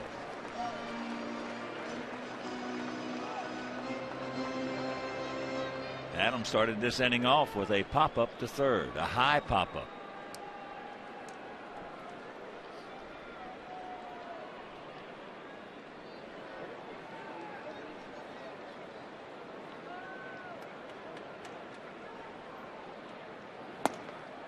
And count 3-0. Turn him loose.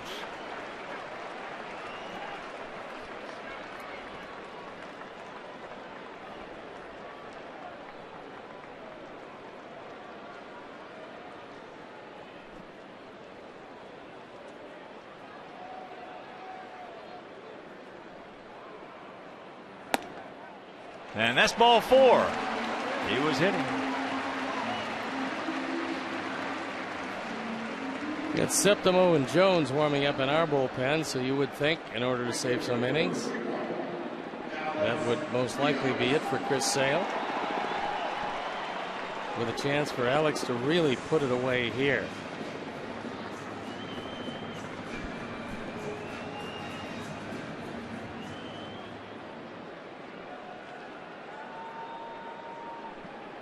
He is 3 for 3. He singled earlier, as I mentioned, and scored ahead of AJ's 2-run homer. Takes it right there.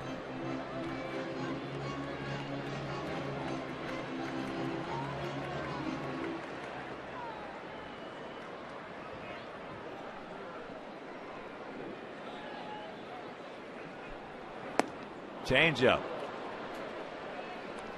Had him way out in front. In that Texas game, Josh Hamilton is hit number 32.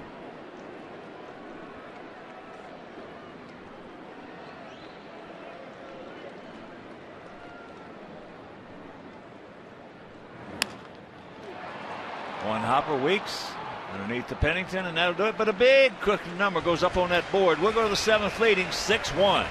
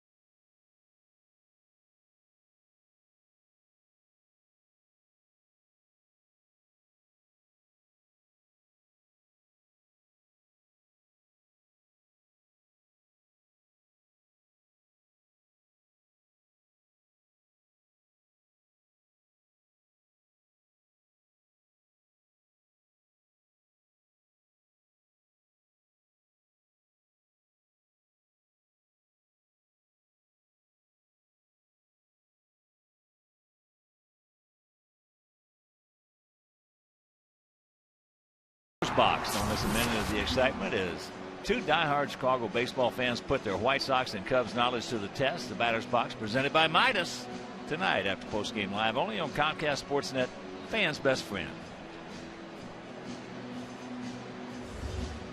Into the 7th inning. Our Sox just put a 5 spot on the board. Big hit in that inning was the 2-run homer opposite field by A.J. PIERZYNSKI. His 23rd. He now has 67 RBIs, just 10 shy of his all-time mark of 77 with the Giants. He's still got that batting average up close to 300 with not only more power, but driving in runs at what will be a career best pace and not sacrificing any average at all, which is really unusual for a guy having as big a power year as he's having. And you know, with all that, the best thing he's done for us this year is handle those rookie pitchers. We had all of them. One time we had 8 of them down in that bullpen. 9 of them. One time we have 8 of them in a game. That's the only time it's ever been done in Major League history. In Kansas City, we had 8 rookies in one game and won the game 9-4 and was in first place.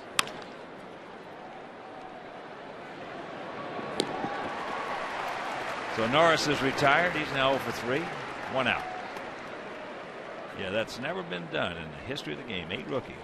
We talked about is usually if you get 2 or 3 rookies in the game, that means you're just killing the other club. That has been the case historically. I mean, that was just one of those games that you would, if you expect to see anything like that at all, you would expect it from a team that was up the track in September after you expand the rosters and then just put in guys to put in guys. But this was in a situation where you had a team that was battling for first place in a ballpark that has not been the easiest place to win, into extra innings, and still used 8 rookies, including the starter in that game. Another starter.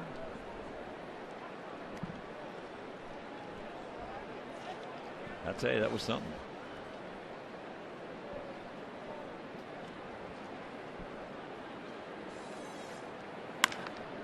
That ball hit high and deep. Rosales takes him out of here, and it's a 6-2 ball game. As we talked yesterday, every time he's played against us, he has looked good. Coming back to his hometown is always a bit of an incentive. It's just his second home run of the year. He's driven in 7, but it's his second hit of the game, and it's a Ford home run replay. And that ball got up. You know, Chris is up to 110 pitches. We had both Septimo and Jones in the bullpen loosening up during the beginning of last inning. So you wonder how patient they're going to be with Chris. Yeah, and that game in Kansas City on the 13th of July, Quintana started. Homogrosso, Jones, Marinas, Septimo, Reed, Santiago. and 3 of them are not here at this point. Yeah, won the game. Yeah, pretty amazing. It was a pretty amazing game. It certainly was.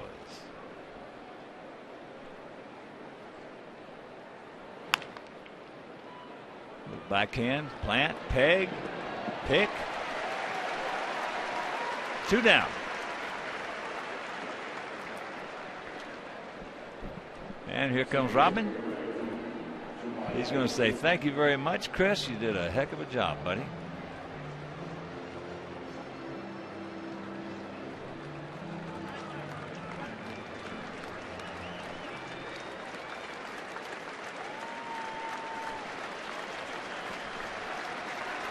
Eleven strikeouts.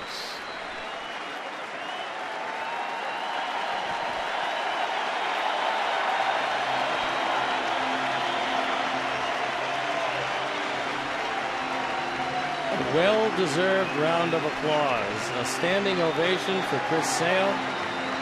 Fans certainly appreciate what he's done this year. Got a chance to win number 14. All right, a break in the action, and we'll be back.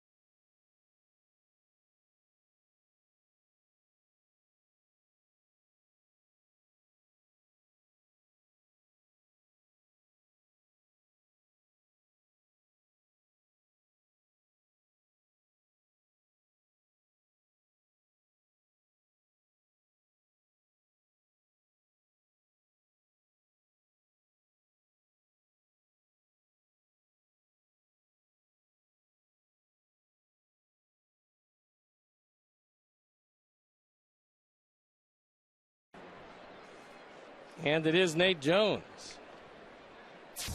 But Jones comes into this one at 5-0. Right man in the right spot most of the time. The ERA just under 3.5.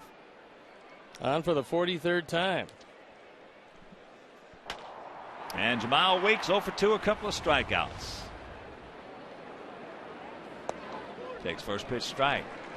Coming at 96.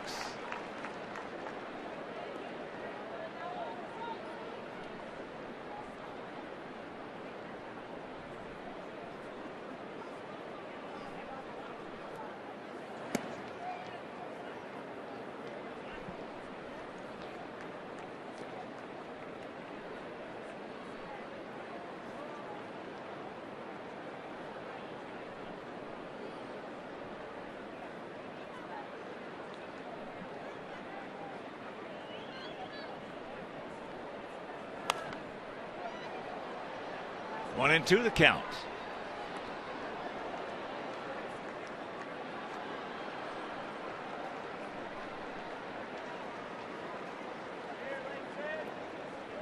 Rangers now leading 6-0. That game in the bottom of the fourth down at Arlington against Detroit.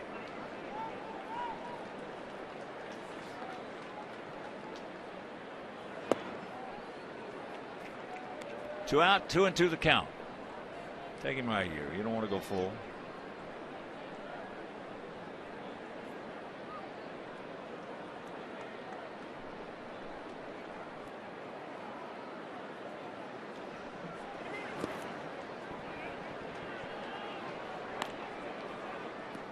Full count.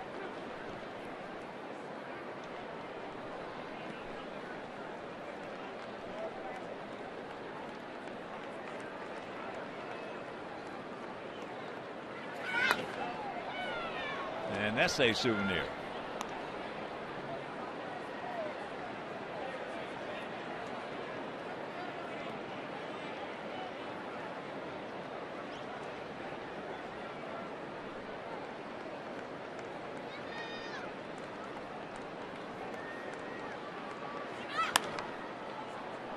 And a little tardy, fights that one off.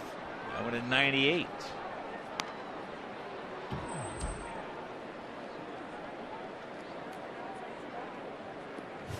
Coco Crisp in the on deck circle. And Nate Jones hoping to see him next inning.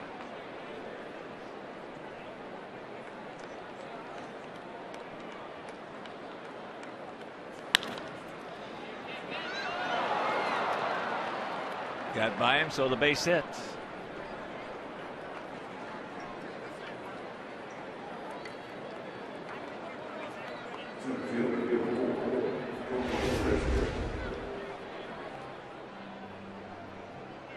Gordon moving to his left. He got there, but it takes a funny hop.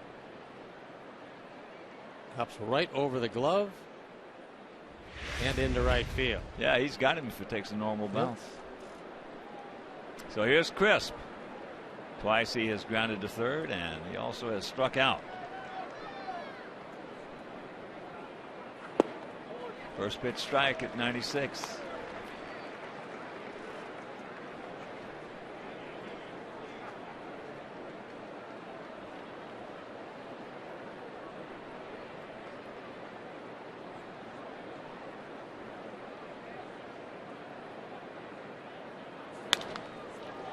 That's into center field. The Oz is there. He'll make that play, and that'll retire the side. But they get the home run from Adam Rosales. 7th inning stretch. We lead at 6-2.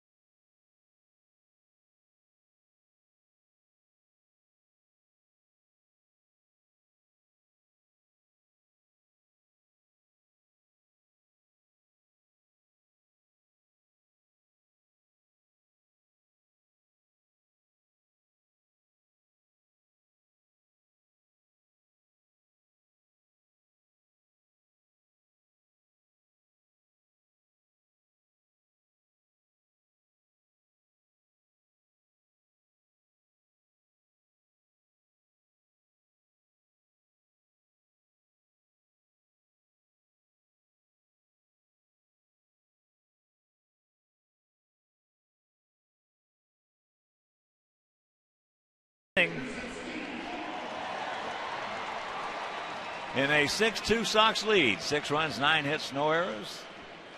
For us, 2 runs, 7 hits, and 3 errors for them. Sox with 5 big runs in the 6th inning. Coming off Bartolo Colon. So here's AJ. He'll lead it off. AJ has had the big hit in this ball game. That was last inning. Was 1 out, 1 on in a 1-1 tie. And if you missed it, poof.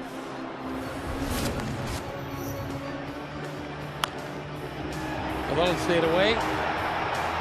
AJ got under it, took it way back. When he keeps that bat in front of his chest, he is awesome.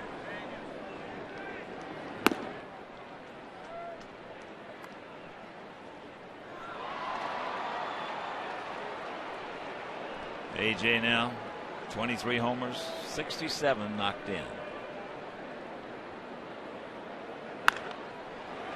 And there's another base hit.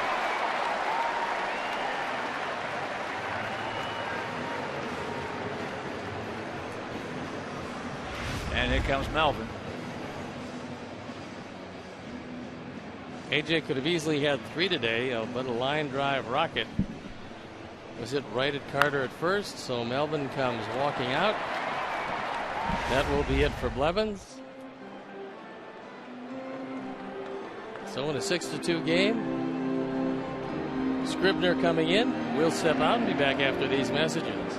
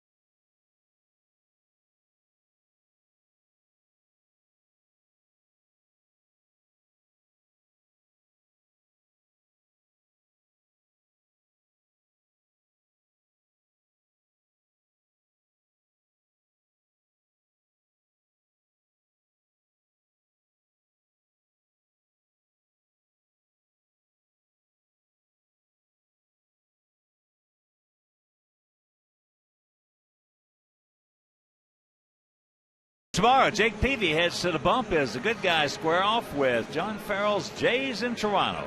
Coverage begins at 5 with Chicago Tribune Live. White Sox Blue Jays tomorrow night at 6 right here on Comcast Sportsnet, fans' best friend. Here's our dodge call to the pen, and with AJ at first base, we'll take a look at the right-handed Evan Scribner. On for the 14th time, a fine ERA. 14 strikeouts, only 3 walks in 16 innings. And he's going to look at a couple of right-handers before he gets to the left-handed Wise. Evan is 27 years old and resides in Washington Depot. That's in Connecticut. 6'3", 190 pounds. Alexei looking for his first hit. He's 0 for 3 today. He's popped to center, and twice he's going out to short.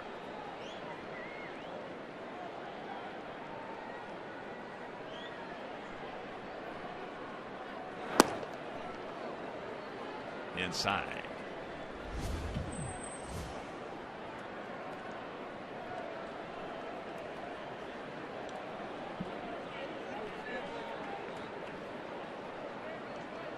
AJ at first, nobody out. Breaking ball, no.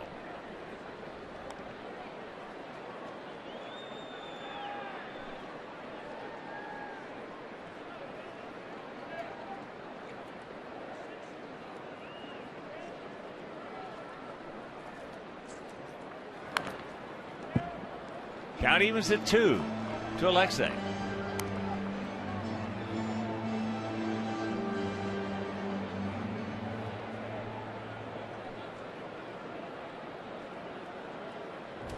After this game, Oakland will have the day off tomorrow and then head to Kansas City.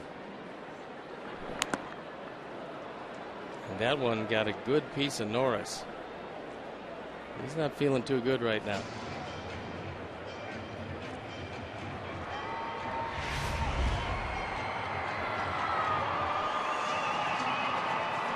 Hanging curveball gets him right off the instep of the right foot.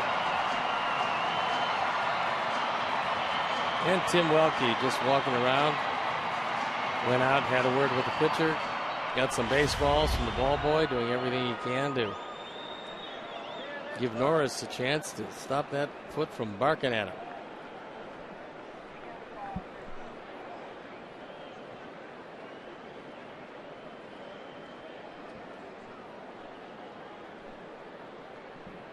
And the 2-2 pitch.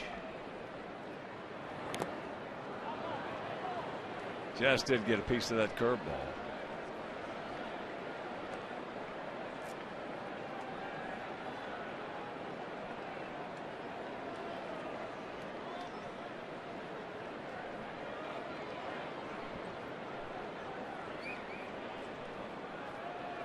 Short lead by Pierzynski.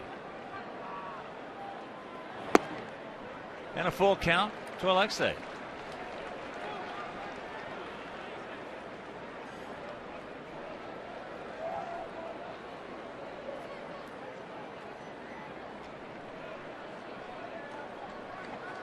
There he goes. And they bump each other. They still get him, but AJ, nobody at third, just waltzes on into third base. Thank you very much. There's nobody home. And nobody's home. Here he comes. He scores. And it's a 7-2 ball game. Well, while they were lamenting the fact that nobody was at third, Norris, who should be at home after realizing he couldn't get to third and beat AJ, or Scribner, somebody should have been at home. Nobody was. AJ does a terrific job, number one, realizing nobody was covering third base, and then he took a look. Well, they were inviting him home, so he just took it. Well, that's some heads-up base running by AJ.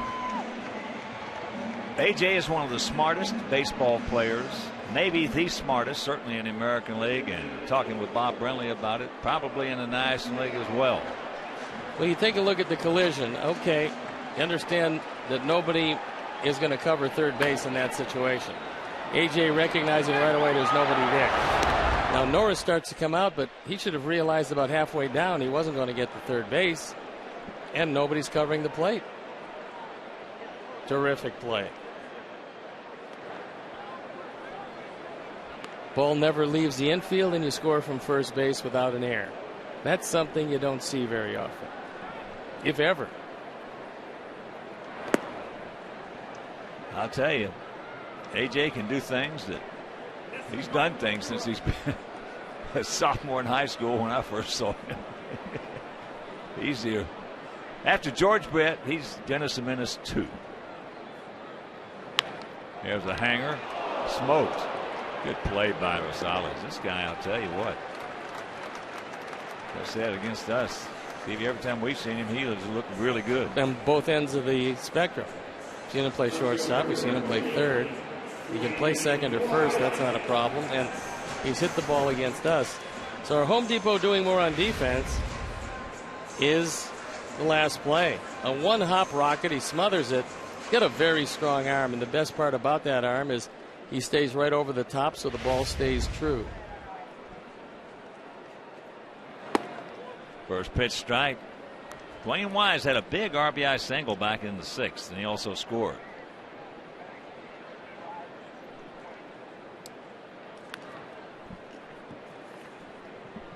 Off speed, change up, and count 0-2.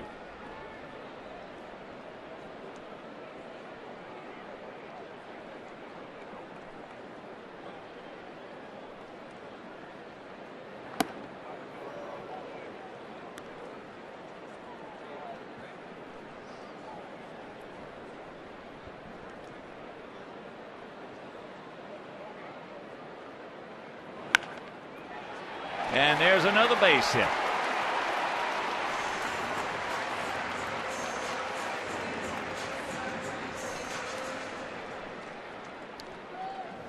So Dwayne 2 for 4, an RBI, a run scored.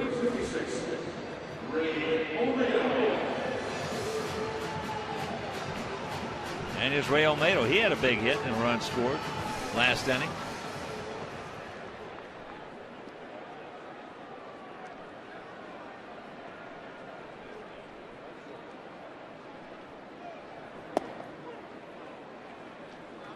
Takes first pitch strike.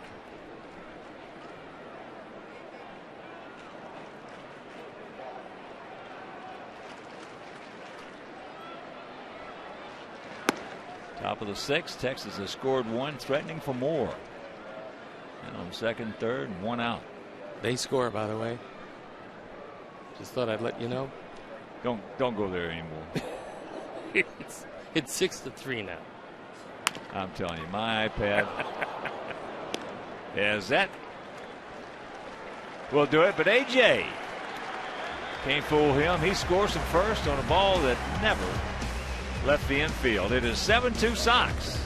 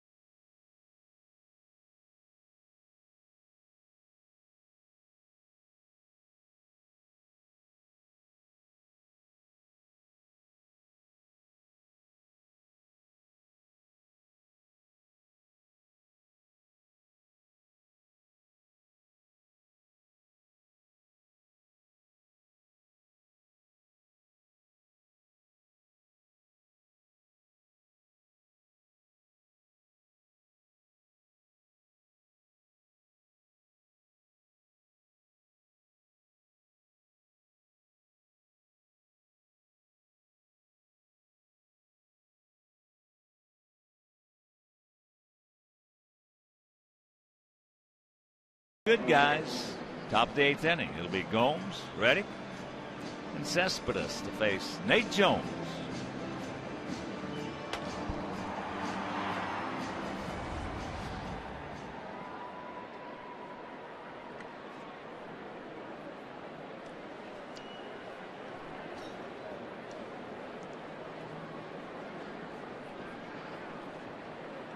Gomes has homered his 14th, that coming in the sixth inning. That tied the game at 1. And he takes first pitch strike from Nate Jones. He has a big arm, Jones's. Just get the ball over. When he does, he's usually in pretty good shape.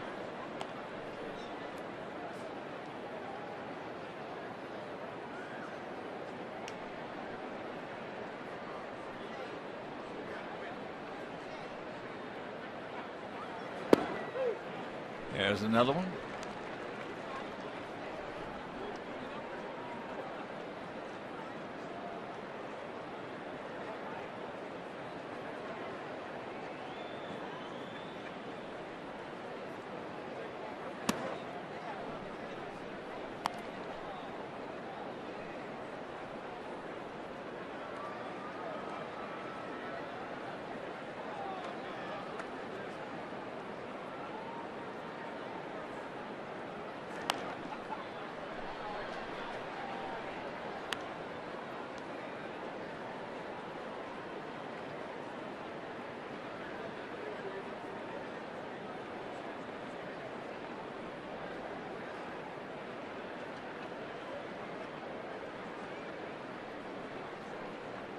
The 2-2.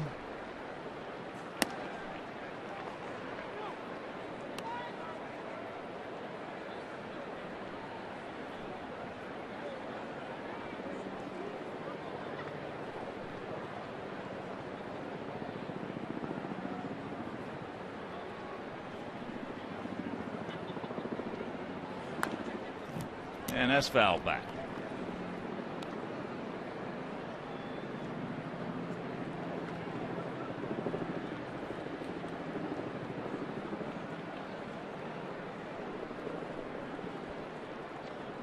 Come on, Nate. Right here, buddy. No walks.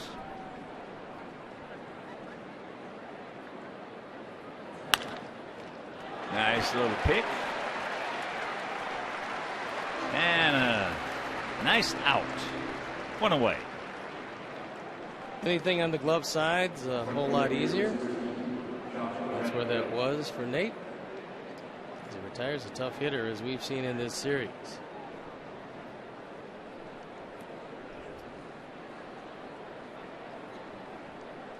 Josh Reddick. 0 for 3 today. A strikeout, a foul out to third, and a ground out to second.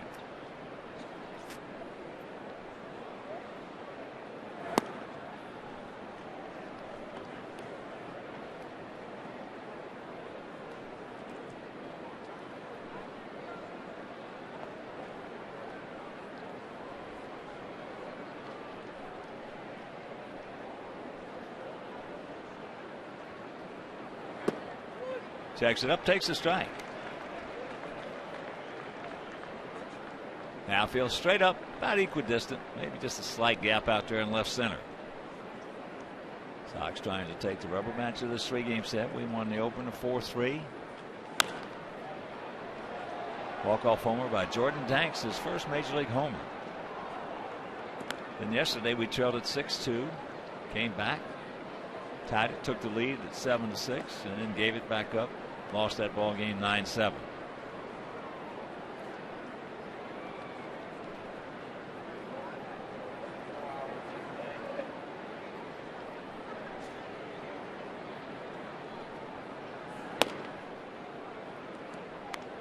Two and two the count.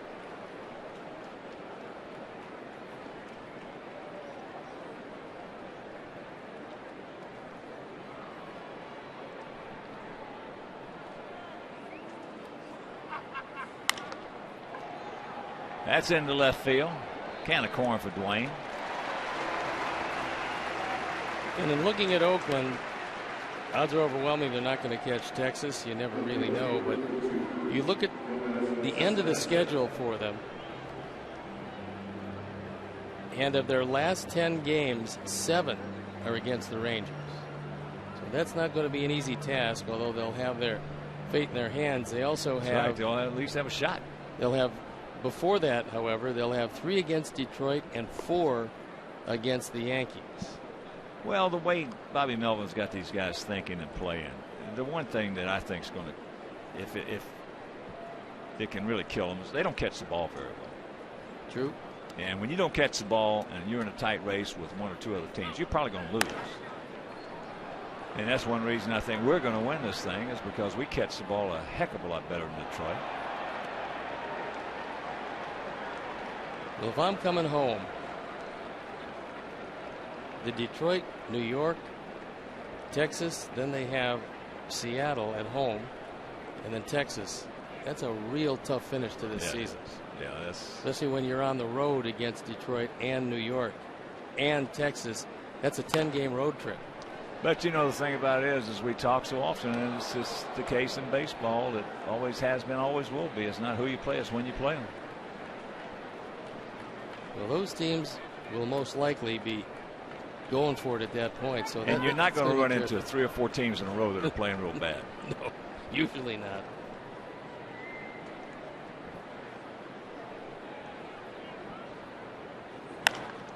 In the right field, we got a man there. Nice inning for Nate. 1, 2, 3. Go to the bottom of the 8th, leading by 5.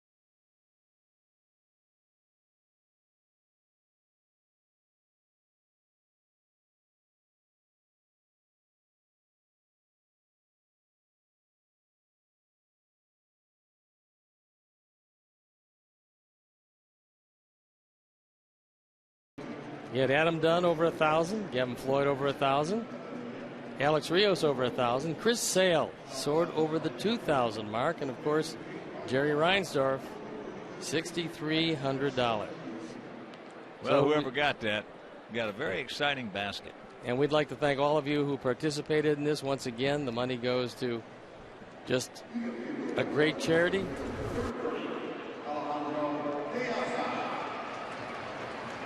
And it worked out very well. In fact, this was the entire charitable week, and we raised a whole lot of money thanks to all of you out there who were kind enough to open your wallets, show your generosity, and also take home some pretty nice gifts.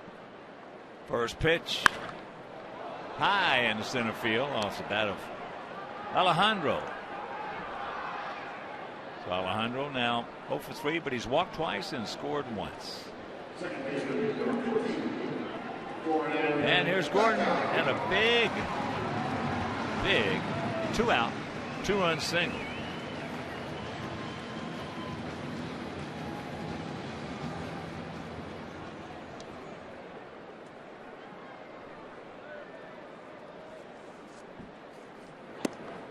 First pitch strike.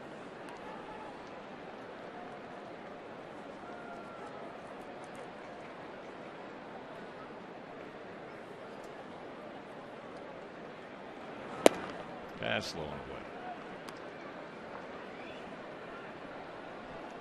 Gordon now with 42 RBIs.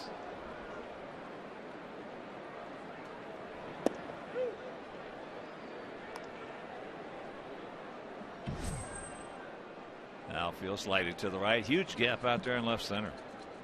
Addison Reed has not been used for a while, so you got to pick up an inning every now and then. Right over the top. Rosales.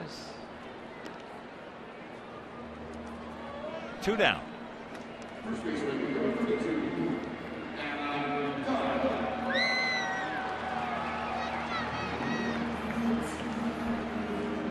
So here's Adam.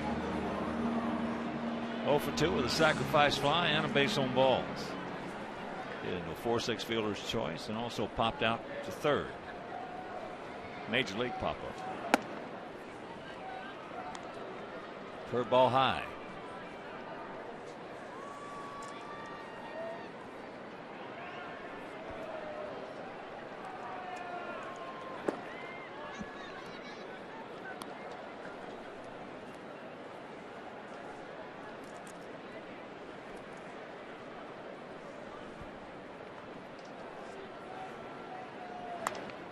Good rip. Good rip.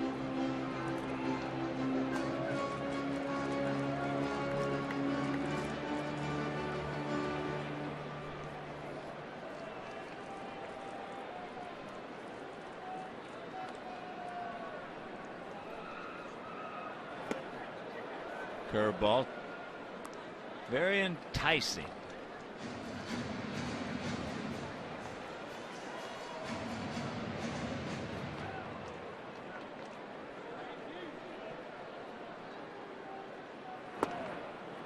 And got that one by him. That was a 1-2-3 inning win to the ninth. It is 7-2 White Sox.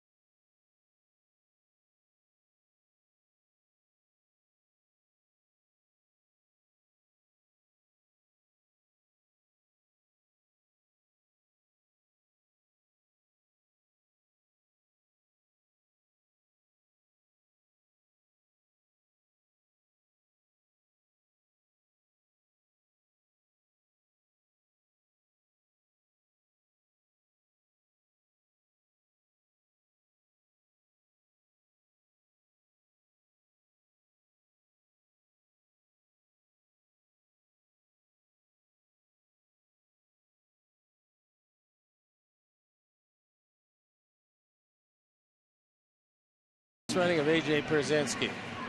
He's off. Little tapper to the left side, then a collision, and A.J. realizing nobody's at third takes off, but then he also realizes that nobody's home because he passes up Derek Norris. He scores easily, scoring all the way from first on a ball that never left the infield, and there were no errors credited, is something you don't see very often. That's why it's our Illinois Lottery and Innings Possible. So Addison Reed comes into the game. He hasn't thrown since Monday. 2-1 record, now for the 45th time. He should be rested, and that's why you want to get your closer an inning every now and then to make sure when you do need him to close, he has control. Well, we both were trying to think about it, and we both came up with the same conclusion. It's the first time we've ever seen it. No, I mean, especially the ball has to leave the infield somewhere. It never left the confines of the foul lines. So first pitch to Chris Carter. Taken for a strike. That one at 94.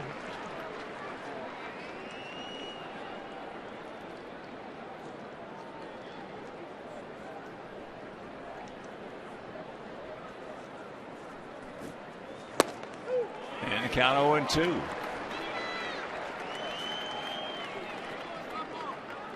Tigers hitting in the top of the sixth. Nobody on 2 out. Trailing Texas 6-3.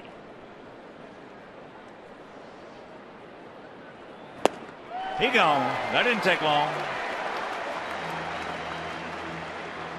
Just as we promised you earlier in the game, it's Miller time, brought to you by Miller Lite. It's our Miller moment. And with the game tied at 1-1, A.J. comes up, doing something he hasn't done in a while, and that's go the opposite way, hitting a home run. That was his 23rd, gave us a 3-1 lead at the time. And that's why it's our Miller moment.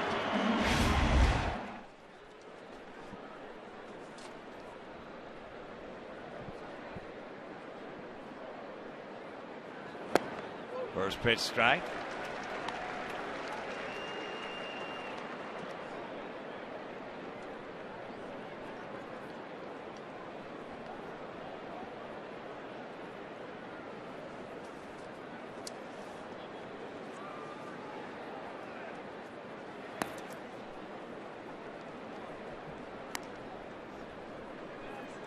After the game, it's off to Toronto.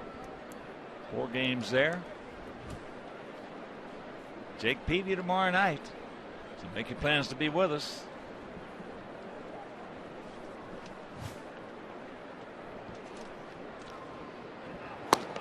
Threw that one right by him. Jake Peavy against Carlos Villanueva. That game right here on Comcast Sportsnet. Then on Tuesday, Jose Quintana against Henderson Alvarez. Wednesday, Gavin Floyd against Ricky Romero. And on Thursday, Liriano against Aaron Laffey.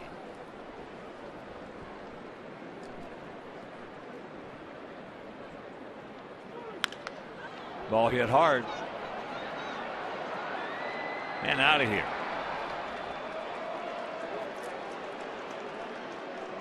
So it's a 7-3 game.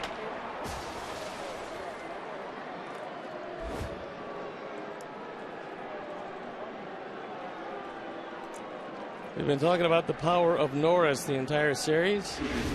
That's his 5th home run, our 4th home run replay. It's a fastball. It's low, but it's right over the middle of the plate. And Norris just takes it out.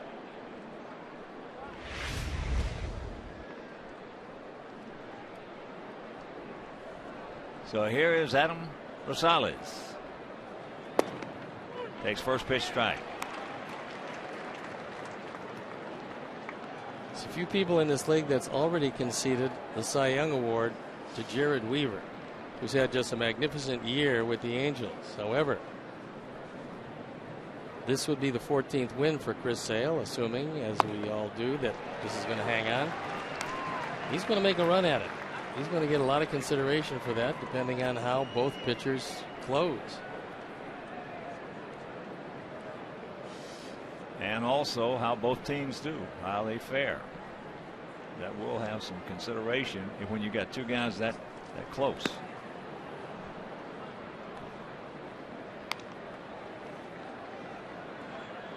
When you won the Cy Young Award, who finished second? Mike Norris did. He was 22-9. Had a pretty good run at it. He struck out a lot more people than I did that year. Where did Baltimore finish, your team? We finished second, pretty close to the Yankees, and won 100 games. Where did Oakland finish? They finished up the track. And that was one of the big differences. I didn't beat them by much. And I think another factor was the American League East that year was far and away the toughest division in baseball. Norris went 7-7 against them. I went 14-1 against the East. And I think, if anything, that particular number that's what got it for you. Got me 9 more points. Yeah, that's when the East was absolutely, without question, the dominant. Well, you just take a look at the lineup for those Red Sox. They couldn't win. Pennington fouls it back. 25,000 plus.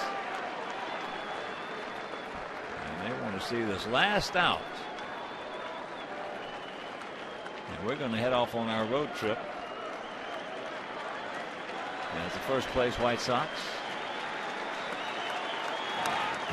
have a good trip and come back as the first place White Sox. Well, this was not the easiest homestand around. We turned it into a little tougher one than it should be, but at the end of the day, we will have had a winning homestand. Well, the toughest game we lost was the one last night. That was a tough one. After coming back from a big deficit. That one at 96.